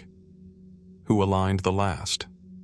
Were they marking the passage of seasons, or tracing the stars above? Were they shaping sacred geometry, or tuning into something even more elusive? And if these stones were meant to speak, are we still waiting to understand the language they were carved to whisper? From the ancient fields of Karnak, where stones align with stars and silence speaks of forgotten knowledge, we now turn our gaze across the Atlantic to warm waters and shifting tides. Beneath the crystal blue surface just off the coast of North Bimini in the Bahamas lies a curious structure, a line of massive stone blocks stretching across the seafloor in a near-perfect arc. Known as the Bimini Road, it is a place that invites both wonder and controversy, as much for what we know as for what we don't. The structure rests just 15 feet below the surface, in shallow water where sunlight ripples through the sea, illuminating hundreds of rectangular limestone blocks, some as long as 13 feet. They are arranged in a broad, curving formation, approximately 1,600 feet in length. Seen from above, the line resembles a road, or perhaps a seawall, or the foundation of something much older, something that might once have stood above the waves. Discovered in 1968 by a team of divers, the Bimini Road quickly drew international attention, not just because of its shape, but because of when it was found. Just 2 years earlier, the American psychic and mystic Edgar Cayce had famously predicted that remnants of the lost civilization of Atlantis would begin to rise near Bimini in 1968 or 1969. To many, this was more than coincidence. But before we wade into myth, we must ask, what does science say? Geologists who have studied the site generally agree that the Bimini Road consists of beach rock, a naturally forming type of limestone made of sand and shell fragments that harden into stone under certain conditions. Over time, erosion, fracturing, and sea level changes can break this stone into flat, geometric blocks. Some experts believe this is exactly what happened here, that the road is simply a geological formation shaped by nature, not by human hands. But others are not convinced. The stones in the Bimini Road appear to be deliberately placed. They rest edge to edge, with noticeable corners, and in some places seem to be stacked, like foundation stones or building remnants. Divers have reported finding what look like right angles, jointed seams, and even supporting stones beneath the larger blocks, as if the structure had been built with intention, not left to chance. Some researchers point to an underlying second layer of stone that supports the upper formation, resembling the kind of double-tiered foundation seen in megalithic architecture around the world. Is it possible that the Bimini Road is not a road at all, but the remains of a submerged harbor, pier, or ceremonial platform? And if so, who built it, and when? Dating the stones is notoriously difficult. The beach rock itself may have formed naturally tens of thousands of years ago, but its arrangement, if artificial, could have occurred much later. Still, some have proposed that the structure may date back more than 10,000 years, to the end of the last ice age, when sea levels were hundreds of feet lower and vast portions of the continental shelf, now underwater, were exposed land. Could the Bimini Road be a remnant of a prehistoric coastal civilization? One wiped away by rising seas, long before our earliest written records. This is where the mystery deepens. The Caribbean Basin and the southeastern coast of North America are dotted with legends of sunken cities, vanished islands, and ancient seafarers. Indigenous myths from the region speak of land lost to the ocean, of stone temples and shining cities swallowed by the waves. Even Plato's story of Atlantis, written over 2 millennia ago, describes an advanced island civilization located beyond the Pillars of Hercules that vanished in a single cataclysmic event. Some fringe theorists argue that the Bimini Road is a piece of that puzzle, part of a now submerged landmass or civilization, perhaps connected to Atlantis or another unknown culture. Others take a more measured view, suggesting the formation may be part of a lost coastal society whose memory faded long before recorded history began. And yet, the evidence remains elusive. No tools, no inscriptions, no artifacts have been conclusively linked to the stones. No definitive structures, such as columns, staircases, or recognizable buildings, have been confirmed nearby. The site is still largely unexplored, and debates continue between geologists, archaeologists, and independent researchers. Still, the question lingers beneath the waves. Why does this formation so closely resemble human design? Why does it appear in such a specific, isolated location, so near to ancient legends and prophetic claims? And why, decades later, does it continue to stir fascination not just among scientists and scholars, but among all who gaze at it? Today, the Bimini Road lies peacefully under a shallow tide, visited by divers and dreamers alike. Schools of fish weave between the stones. Coral slowly grows along their edges, and the ocean, as always, keeps its secrets. Is the Bimini Road a natural wonder shaped by time and tide, or a fragment of something once forgotten, now only barely remembered? A foundation for myths, or the ruins of truths we have yet to rediscover? From the shallow blue waters of the Bahamas and the submerged enigma of the Bimini Road, we now cross the Atlantic to a rugged and windswept coast where the sea crashes against cliffs carved by time, and perhaps something more. On the northern edge of Ireland, where basalt cliffs plunge into gray surf, nature, or legend, has left behind a structure so geometric, so strangely ordered, that even today it blurs the line between the geologic and the mythical. This is the Giant's Causeway. Here, along the County Antrim coastline, over 40,000 interlocking stone columns rise from the earth in tightly packed clusters, resembling the remains of an ancient, otherworldly highway. Most are hexagonal, though some form 4, 5, 7, or even 8-sided shapes, symmetrical and flat-topped like enormous stone tiles placed by a careful hand. The columns step down from the cliffs into the sea, as if leading somewhere beneath the waves, like a forgotten path once meant to connect two worlds. From a distance, the landscape appears surreal. The columns twist into cliffs and terraces, forming natural platforms and stepping stones. Some stand in organized rows, others in scattered towers. The site feels less like a product of erosion and more like the foundation of a lost structure, worn down but never erased. Science offers a rational explanation. Around 50 to 60 million years ago, during the Paleocene epoch, intense volcanic activity beneath this region caused molten basalt to rise and cool rapidly. As the lava cooled and contracted, it fractured into these near-perfect polygonal columns, similar to how drying mud cracks into geometric shapes. Similar formations can be found elsewhere in the world, most notably at Fingal's Cave on the Scottish island of Staffa and the Devil's Postpile in California. But the scale and precision at the Giant's Causeway remain unrivaled. And yet, standing among the columns as sea mist clings to the air, the geological explanation feels incomplete. The mind begins to ask, why does it look so purposeful? Why here, at this scale, and in this shape? Local legend offers a different story. According to Irish mythology, the Giant's Causeway was built by Fionn mac Cumhail, or Finn MacCool, a warrior of great strength and cunning.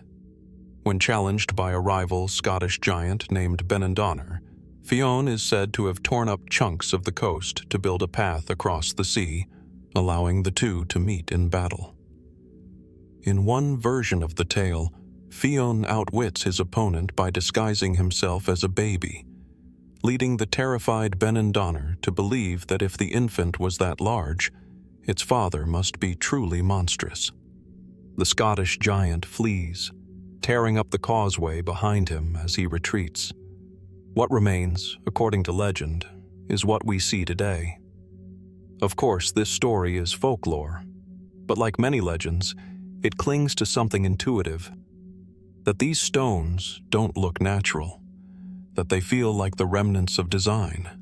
Some researchers and historians have noted the uncanny resemblance between the Giant's Causeway and ancient megalithic pavement, the type used in Neolithic ceremonial centers or Bronze Age pathways. While the connection is speculative, it invites the question, could ancient peoples, encountering these stones long before modern science, have viewed the site as sacred, as a gateway, as something placed by hands greater than their own?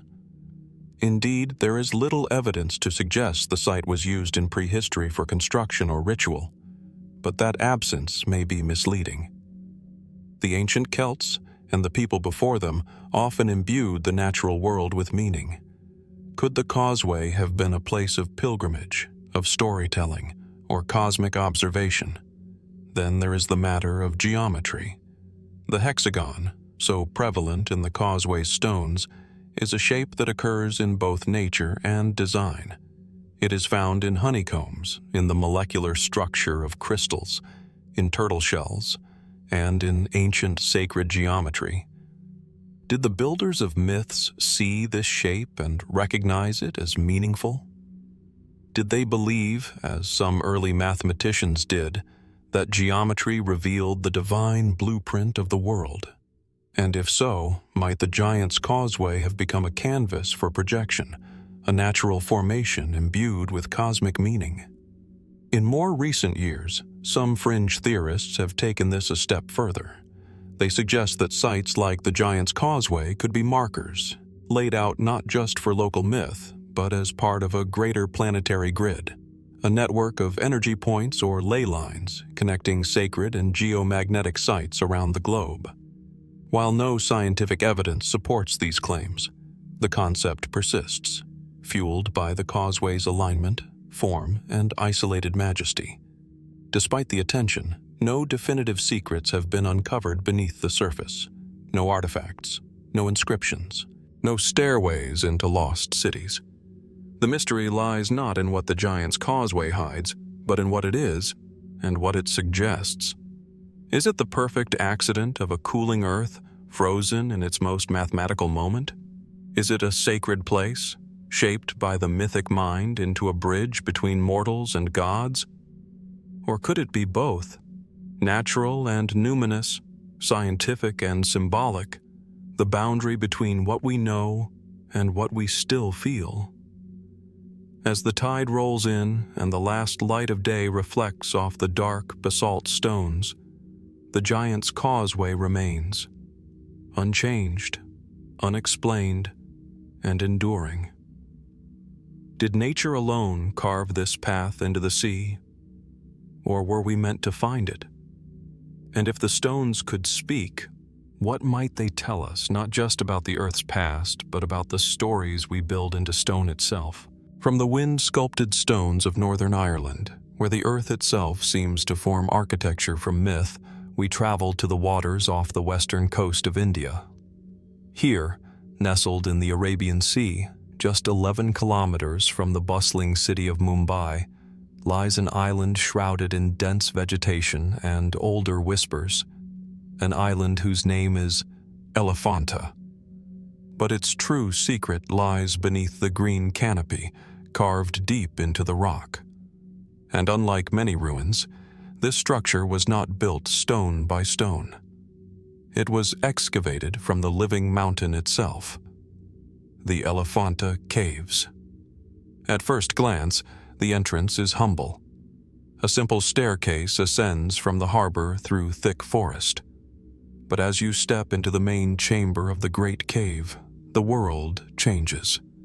Giant pillars hold up the rock ceiling like ancient sentinels. Intricately carved panels adorn the walls, scenes from Hindu mythology chiseled with extraordinary skill. And at the heart of it all stands a towering 20-foot sculpture of Trimurti Sadashiva, a three-headed Shiva, each face representing a different cosmic principle: creation, preservation, and destruction. The expression is serene, eternal. It does not feel made. It feels revealed. Mainstream scholars believe the caves were created sometime between the 5th and 8th centuries AD, likely under the rule of the Kalachuri dynasty. But beyond this tentative dating, many questions remain. No inscriptions have been found to name the builders. No documents describe the methods. No blueprints survive. And the cave, known as Cave 1, is not a cave in the traditional sense. It is a cathedral, hewn from solid basalt, shaped with such precision and vision that one cannot help but ask, how?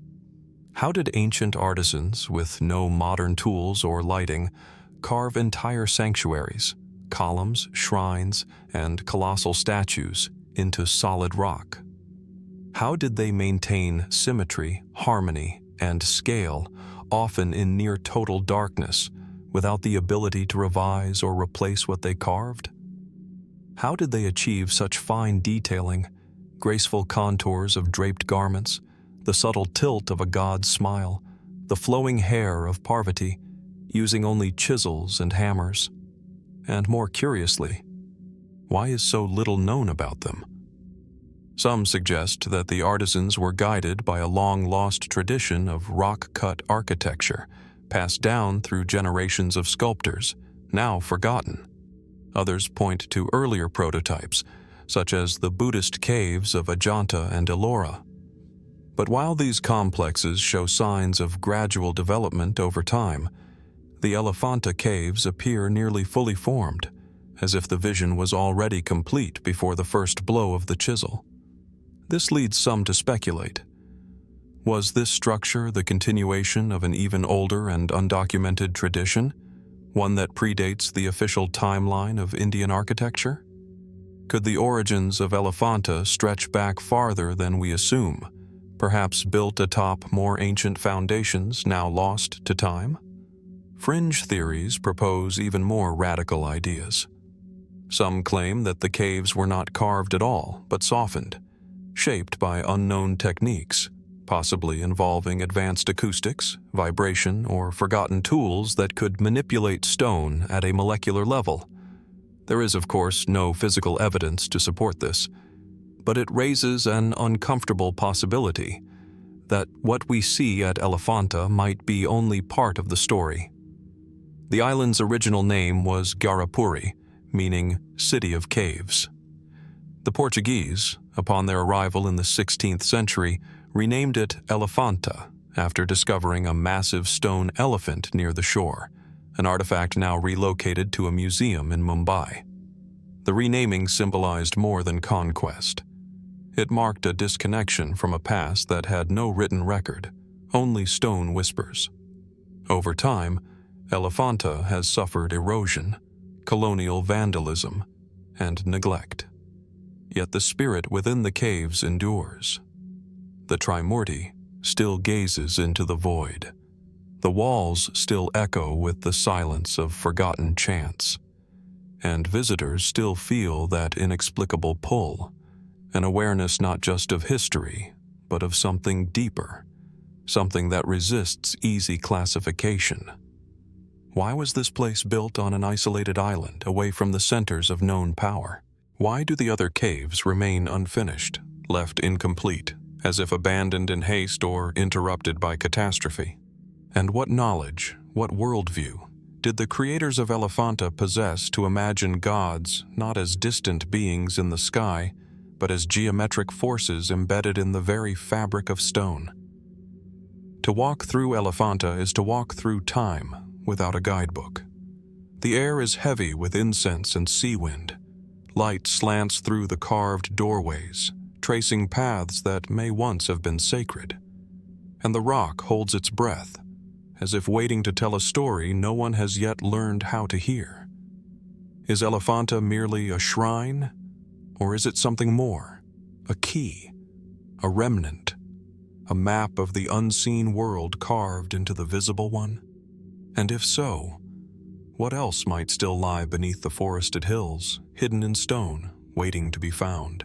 From the island sanctuaries of India, where stone is shaped into divinity, we now move to the windswept sands of ancient Egypt, to a site less known than the Great Pyramid, but perhaps just as enigmatic, a structure sunken deep into the desert floor, out of time, out of place, and unlike anything else in the Egyptian architectural record. Welcome to the Osirian at Abydos. At first glance, it feels almost hidden, tucked behind the grand temple of Seti Wers, as if deliberately concealed. You descend into it like a secret, down past the temple's decorated reliefs, away from the light, into a strange substructure that seems to whisper of something older. What you find there is jarring. Massive rose granite blocks, weighing between 40 and 100 tons, arranged in a stark, megalithic pattern. Trapezoidal doorways, smooth, water-worn surfaces, a central trench flanked by monolithic pillars. The style is almost un-Egyptian, lacking hieroglyphs, lacking decoration. It is austere, functional, ancient, and wet. The Osirian is often partially flooded. The water seems to seep up from the earth itself, and nobody is entirely certain why. Some say it's the result of a high water table or an underground spring. Others believe the water is intentional, a ritual feature, perhaps symbolic of the primordial waters of creation, known in Egyptian cosmology as the Nun. The mainstream view holds that the Osirian was constructed by Seti Wers in the 13th century BC during Egypt's 19th dynasty. It was intended, some say, as a symbolic tomb or cenotaph for Osiris, the god of the dead and rebirth, a place of pilgrimage, a site of resurrection. And yet, there is a problem. The architectural style of the Osirian bears little resemblance to anything else from the New Kingdom. In fact, it looks older, much older. The megalithic stonework is reminiscent not of Seti's era, but of something far more archaic. There is no gradual development leading up to it in Egypt's known history. It appears suddenly, completely, as if it were already ancient when Seti arrived. Even the temple of Seti I, which sits above and behind it, seems to acknowledge the Osirian as a foundation, both physically and mythologically. Could it be that Seti did not build the Osirian, but rather discovered it? Some scholars have noted the sharp contrast between the decorated temple above and the silent cyclopean blocks below. If the Osirian had been built in Seti's time, why is it devoid of the intricate iconography so central to Egyptian religious expression? Why are there no inscriptions crediting Seti, no reliefs celebrating its construction? This has led to a range of theories, some measured, some more speculative. Certain Egyptologists suggest that the Osirian was intentionally archasing, built in an older style to evoke the mythical past. That Seti wanted to create something that felt eternal. But even this leaves unanswered the issue of engineering.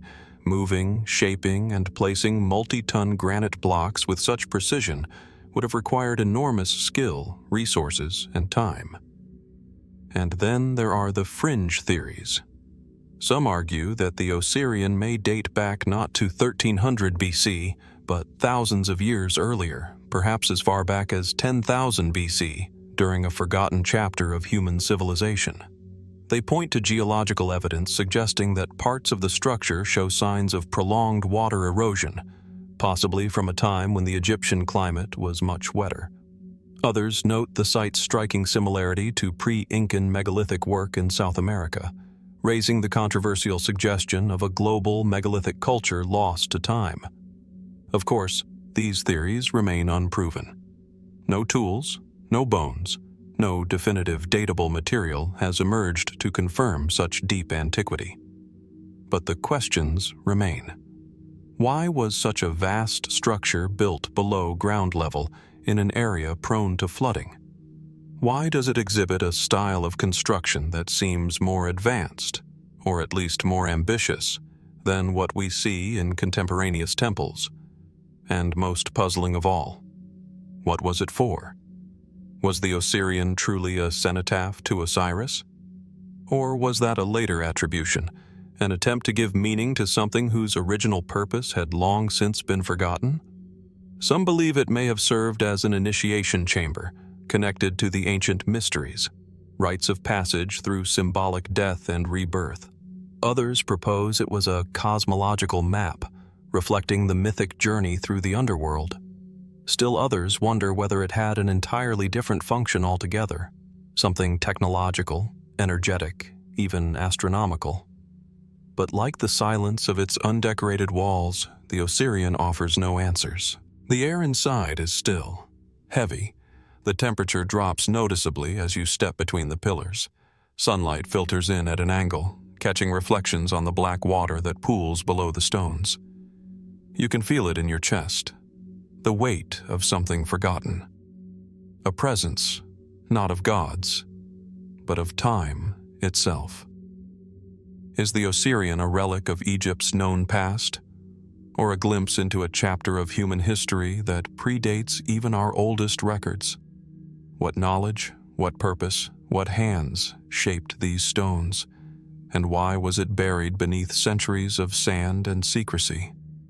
Perhaps the truth, like the waters that rise up from beneath the temple, waits patiently, hidden, waiting to be revealed.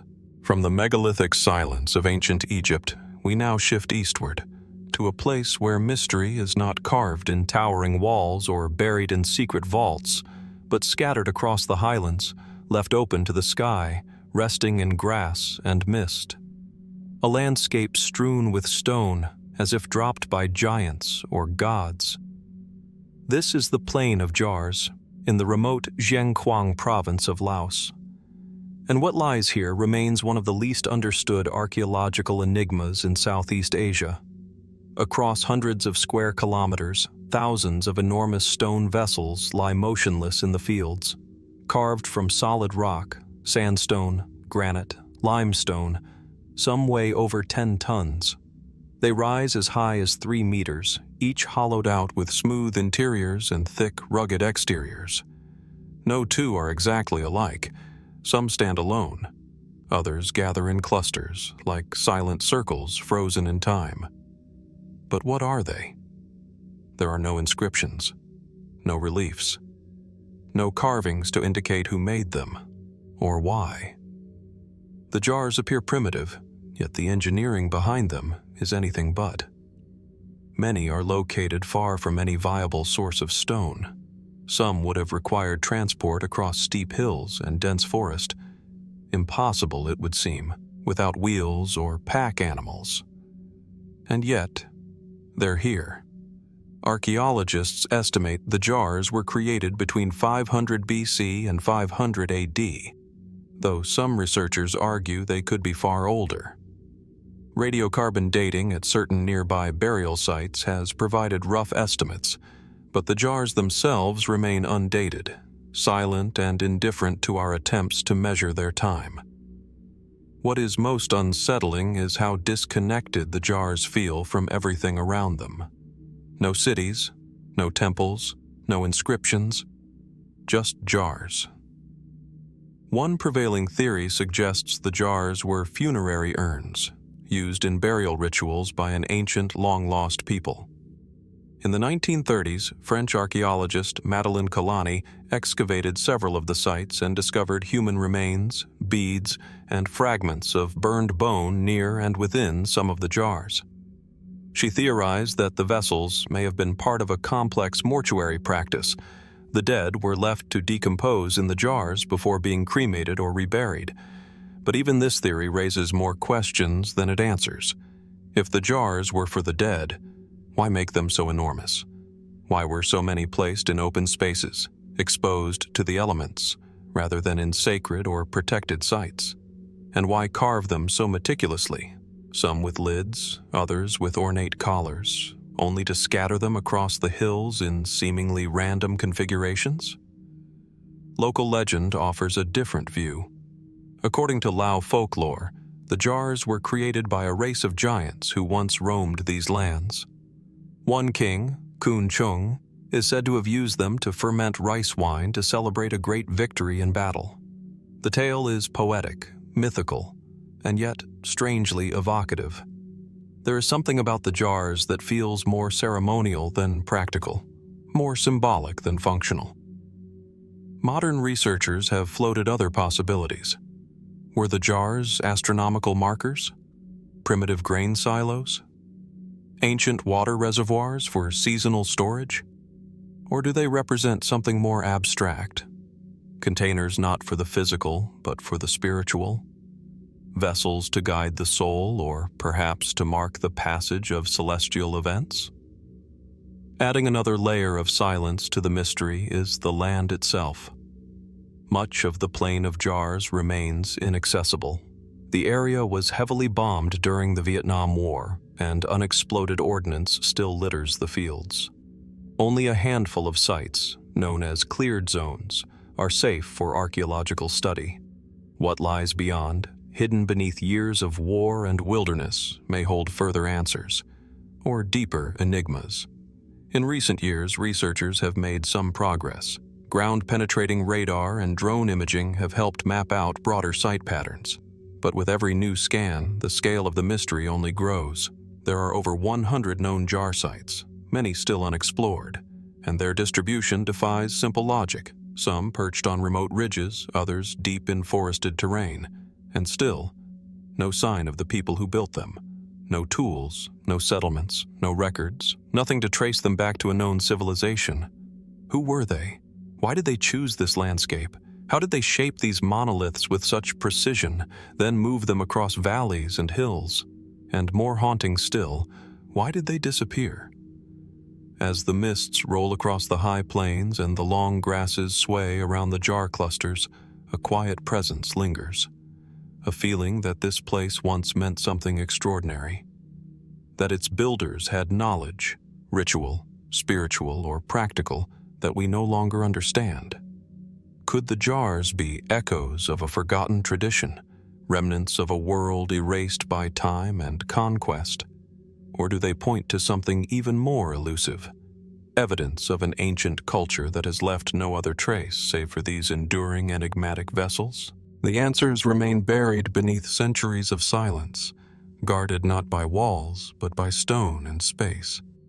And so we're left to wonder, not just what the jars were for, but who or what they were made to honor. As the trail of stone vessels vanishes into the jungles of Laos, we return now to the heart of the Sahara, where a different kind of mystery lies beneath the searing heat and endless sky. A forgotten place, older than the pyramids, isolated, windswept, and profoundly strange. Roughly 500 miles south of Cairo, deep in Egypt's Nubian desert, there exists a remote site known as Nabta Playa. Today it appears as little more than a scattering of stones on a dry, cracked basin. But to those who study ancient civilizations, this lonely stretch of desert may hold one of the oldest and most confounding enigmas of all. Here, on the edge of survival, prehistoric humans erected what some believe is the world's oldest known astronomical site, a megalithic calendar that predates Stonehenge by nearly 2,000 years. Discovered in the late 20th century, Nabta Playa was once a vast seasonal lake. Between 7000 BC and 2500 BC, small groups of nomadic herders visited the area, drawn by the water and the relative abundance of life that flourished during brief wet seasons. But at some point, thousands of years before the construction of the first Egyptian dynasties, these early people began doing something extraordinary. They began aligning stones. Massive slabs of sandstone, carefully selected and dragged into place, were arranged in deliberate patterns. Some formed stone circles, like miniature observatories, while others pointed outward, marking solstice sunrises or aligning with the stars. Among these, the most famous structure is a circle composed of upright slabs framing smaller stones within, a design believed by some astronomers to align with the summer solstice sunrise and with key stars in the Orion constellation. But how could Neolithic nomads, living in one of the harshest environments on Earth, have tracked the stars with such precision? And why? The builders of Nabta Playa left no writing, no detailed imagery, no cities, no pyramids, no obvious symbols of empire or conquest, just stones, arranged with care and purpose. What knowledge did they possess? How did they calculate alignments across such immense spans of sky, without lenses, compasses, or any of the tools we typically associate with early astronomy? Mainstream archaeologists suggest these alignments may have helped predict the arrival of monsoon rains, critical for survival in a climate as unforgiving as this.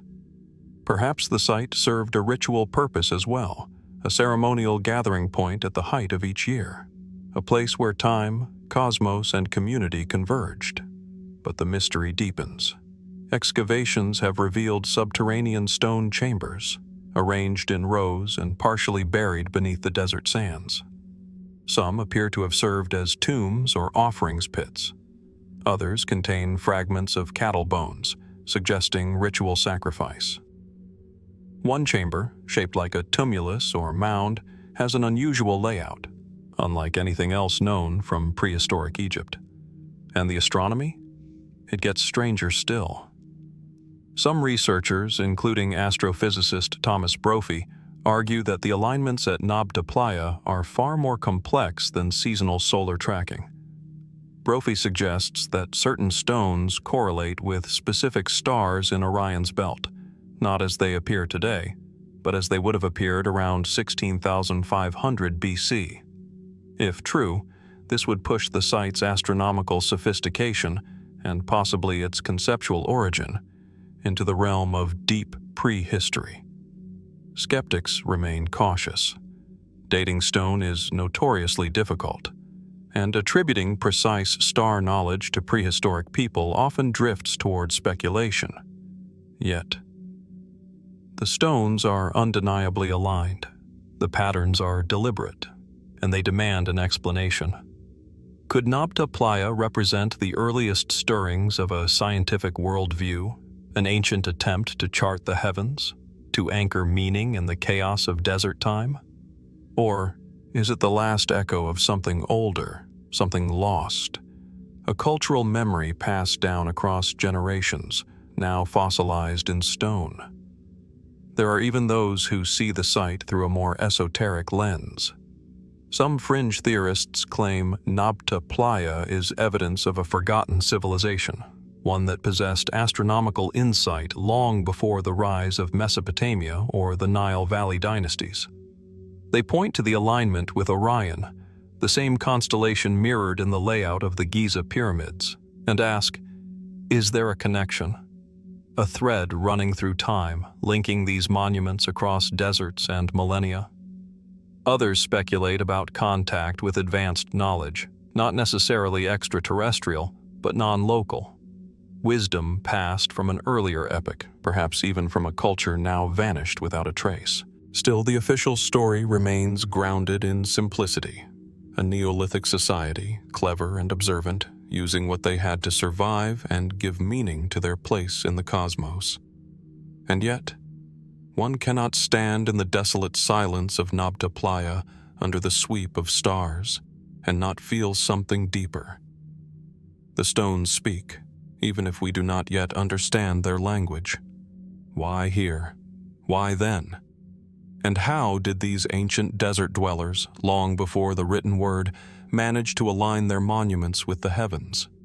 Did they truly grasp what they were measuring, or were they simply following patterns handed down from a time before memory? The sands have buried much. The wind has erased more.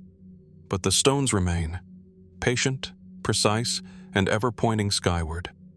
And as we look up into the same stars they once watched, we are left to wonder, what else lies beneath the surface, waiting to be rediscovered?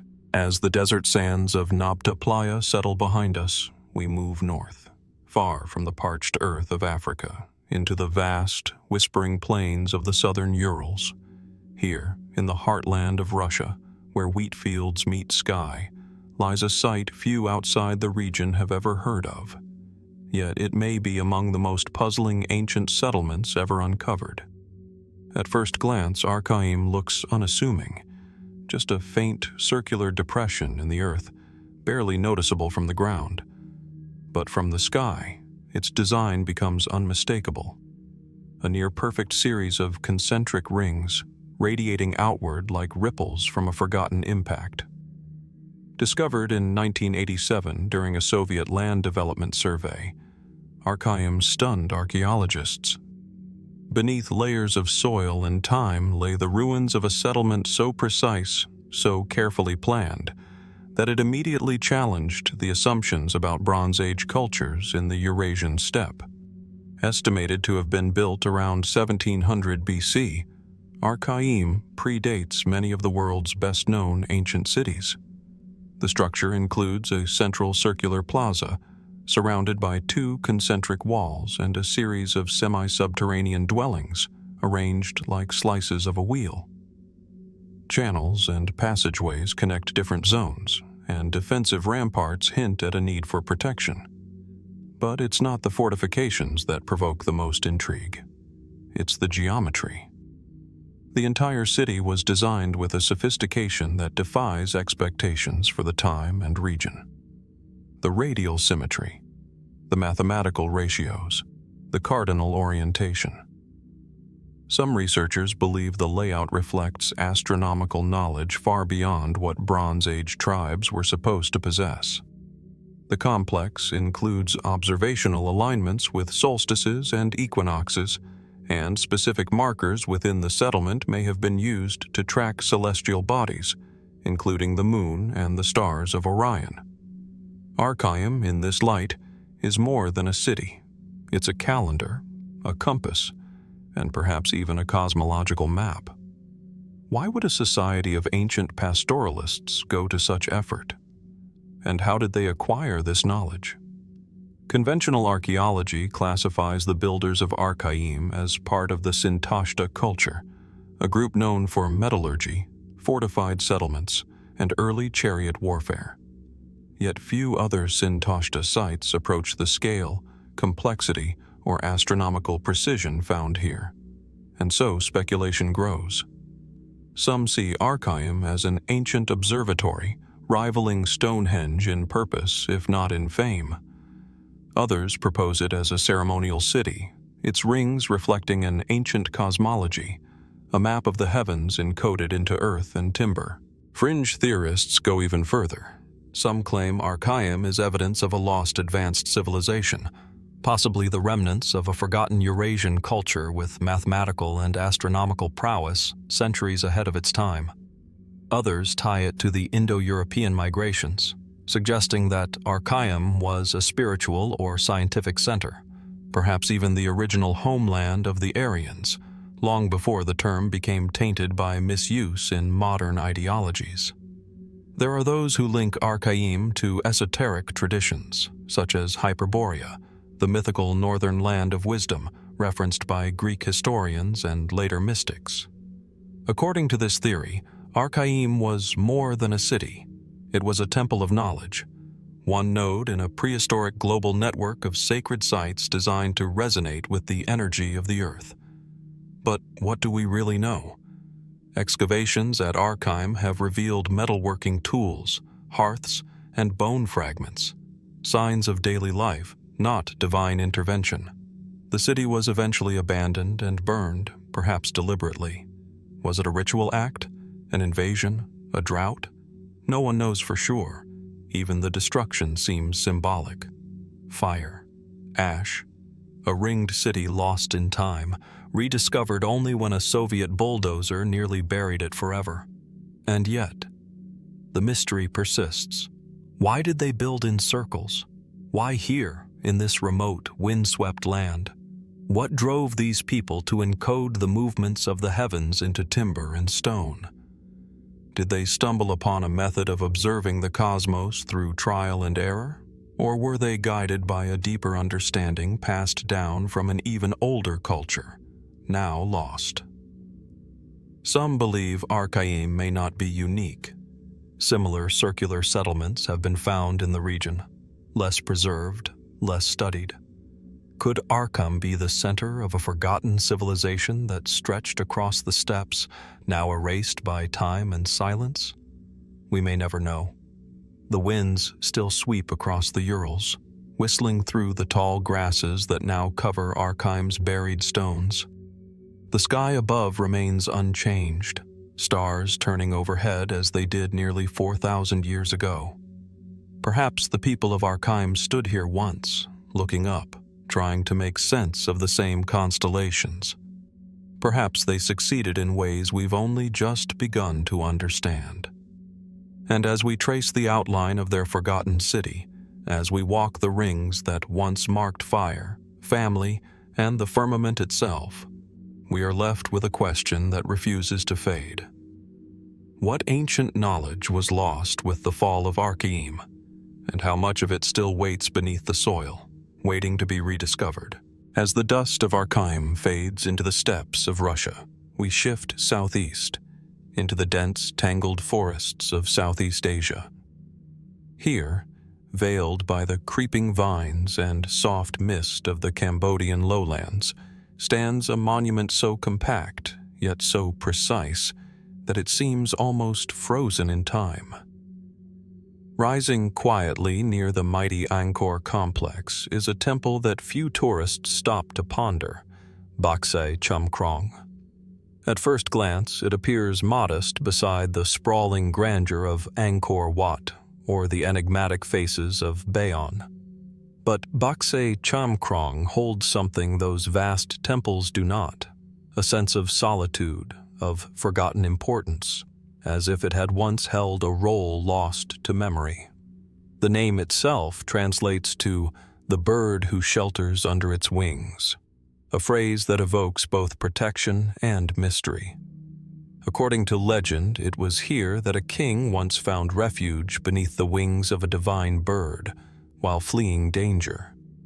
Yet that myth, like the temple's true purpose, remains shrouded in the mists of time. Constructed in the early 10th century, during the reign of King Harshavarman I, Baksay Chamkrong is believed to have been among the first temples in the Angkor region to be built with durable materials, brick and laterite foundations, with finely carved sandstone details. It was dedicated to Shiva, the Hindu god of destruction and transformation, and like many Khmer temples, it follows a symbolic alignment, rising in tiers toward the heavens, mirroring the mythical Mount Meru. But what separates this temple from others is not just its age or religious function. It is its geometric perfection, its orientation, and the almost eerie sense of intention in every dimension. The temple stands upon a square pyramid base, accessible by steep stairways that lead to a single tower, or prasat, perched atop. Each side of the pyramid measures exactly 27 meters, a number that has led some researchers to speculate about ancient mathematical principles encoded within the temple's design.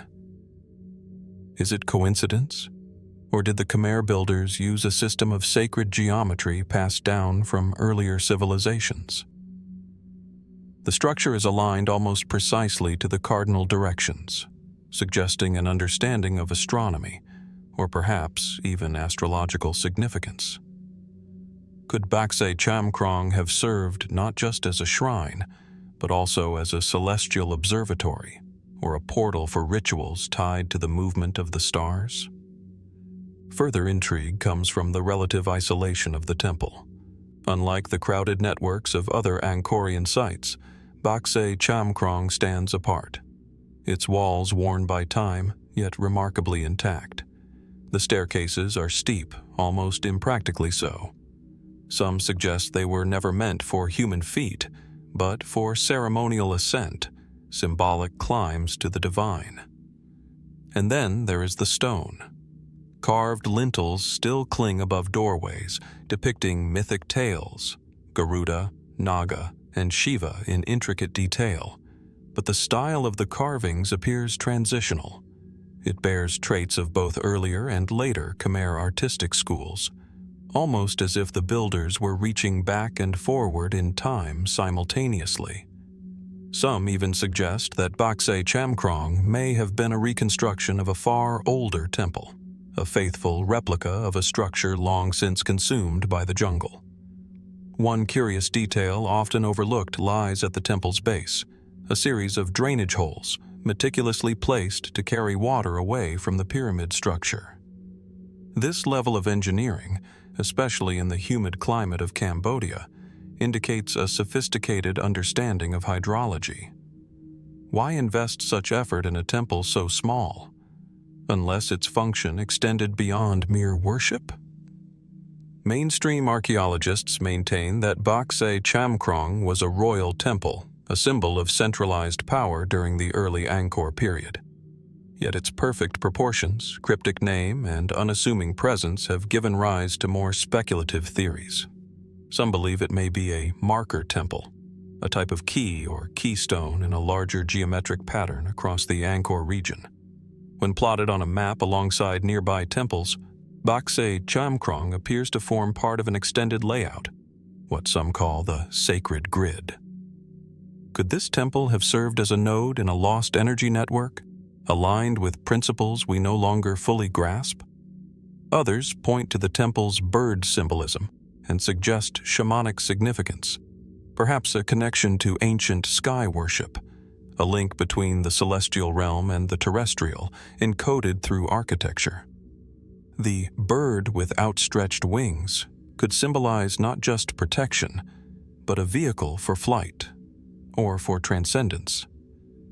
But there's one final puzzle. Despite its robust construction and near mathematical form, Sacsayhuamán was never completed. The structure lacks some of the finishing touches common to fully consecrated temples of its era. Why? Was the temple abandoned mid-construction? Or was it repurposed from an even earlier, forgotten project? And if so, who were the first builders? The Khmer? Or those who came before? Today, moss clings to the temple's aging bricks and roots twist gently through its foundations. Tourists walk past on their way to grander sites, never knowing they're passing one of Cambodia's most enigmatic monuments. Sacsayhuamán may not tower like Angkor Wat, nor mesmerize like Ta Prohm, but its quiet complexity whispers a different kind of story, a story not yet fully told. Could it be that this small temple once played a far larger role than we realize? And if we could read the stones more clearly, what might they reveal? As we leave behind the weathered stones of Cambodia, our path veers westward, across continents and oceans, to a landscape altogether different, but no less mysterious. In the quiet hills of southern Ohio, Nestled amid forests and gentle river valleys, lies a structure that cannot be seen from the ground. To truly grasp its form, one must rise above, far above, into the sky. There, from the air, a shape emerges in the earth. A vast, coiled figure stretches nearly 1,400 feet in length, curling and uncoiling across a grassy ridge like a silent sentinel. It is sinuous, precise, and unmistakable. A giant serpent, carved not in stone or wood, but into the very land itself. This is the Great Serpent Mound. To the untrained eye, it may appear as a natural rise in the landscape. But this effigy mound, one of the largest and most refined of its kind, defies simplicity. The serpent's body undulates in 7 graceful coils, ending in an elegantly spiraled tail. Its head faces east, jaws open, seemingly about to consume a large oval-shaped mound, interpreted by some as an egg, a sun, or even a portal. Who built it? When? And why? These questions have stirred debate for more than a century. The earliest radiocarbon estimates placed the construction of Serpent Mound around 1000 AD, crediting it to the Fort Ancient Culture, a Native American group known for building ceremonial earthworks. But later studies introduced doubt. Beneath the serpent lie much older layers, charcoal samples and buried artifacts that hint at earlier builders, possibly from the Adena culture, which thrived between 800 BC and 100 AD. Still others argue the site may be even older, its origins buried deeper in time than we dare to guess. Despite decades of excavation, no conclusive burial chamber has been found within the serpent itself. This isn't a tomb. It is something else entirely. A message? A symbol? A map? One thing is certain. The design is deliberate. The alignment of the serpent's head has captured particular attention. It points almost exactly to the summer solstice sunset, an alignment too precise to dismiss as chance. Moreover, the curves of the serpent's body appear to correspond with lunar phases and major astronomical events, suggesting a level of celestial knowledge not often attributed to prehistoric cultures of the Americas. Was the mound a ceremonial calendar? A site of seasonal observance, where shamans and priests gathered to track the rhythms of sun and moon? Or was it something more spiritual, an offering to sky gods, or a physical representation of the serpent as cosmic guardian, a being that slithers between the world of the living and the realm of the spirits? In many Native American traditions, the serpent holds deep symbolic meaning. It represents transformation, rebirth, and the cyclical nature of existence. Some tribes believe the serpent connects earth to sky, water to fire, death to life. Others see it as a guardian of hidden knowledge or a keeper of the boundary between realms. And yet, no single tribe claims Serpent Mound as their creation. It exists outside of known lineage, a relic without a name. Further intrigue surrounds the land itself. Serpent Mound lies on the edge of an ancient impact crater, a 5-mile-wide geological anomaly that scientists believe may have been caused by a meteor millions of years ago. Could early peoples have recognized this site as sacred or charged, sensing something unique in the Earth's subtle energies? Modern fringe theorists have not shied away from such speculation. Some propose that Serpent Mound is part of a global pattern of ancient Earth alignments, connecting sites across the world, like Stonehenge, the pyramids, and the Nazca Lines, into a planetary grid of forgotten power. Others suggest links to lost civilizations, extraterrestrial influence, or Atlantean knowledge passed through the ages. Mainstream archaeology does not support these claims, yet even in more grounded scholarship, the mysteries persist. Why would a culture invest such immense labor to build a structure so large it can only be fully understood from the sky, long before the technology to view it from above existed? And how did they achieve such accuracy? The serpent's curves are smooth and rhythmic, its proportions consistent despite the natural unevenness of the terrain.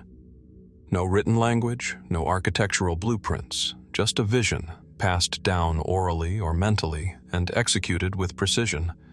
What remains is not merely a relic, it is a living symbol, one that still stirs something in those who walk its winding form. The land is quiet, but not empty.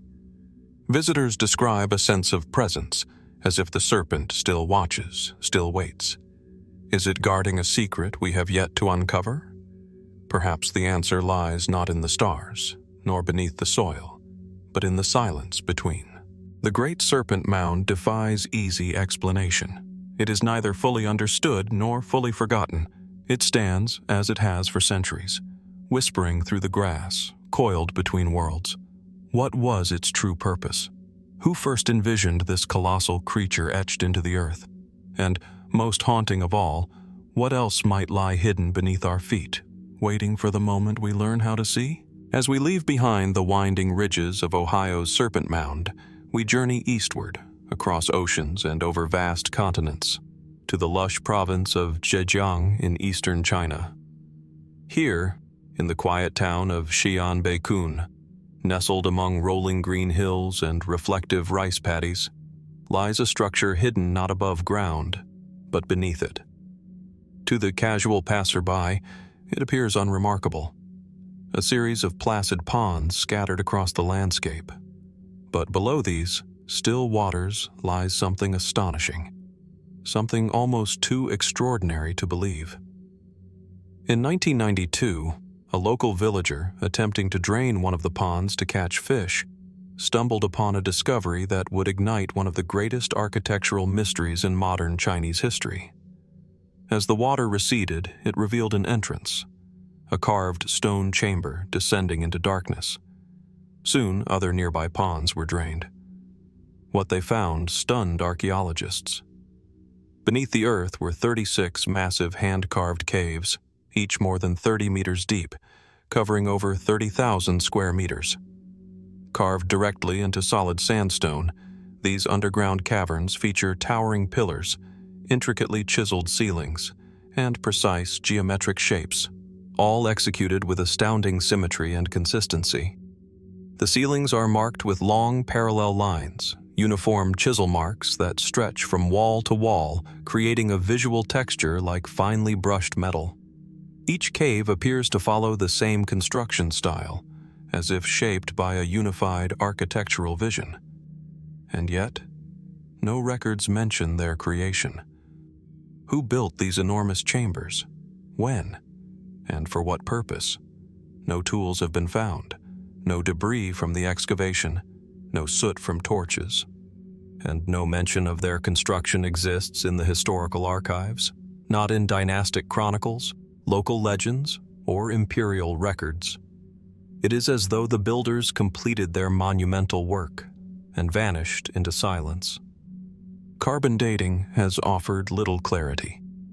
The caves are believed to be over 2,000 years old, possibly dating back to the Qin or early Han dynasty. But the precision of the engineering, walls smoothed and squared to near perfection, raises difficult questions about the tools and techniques available at that time.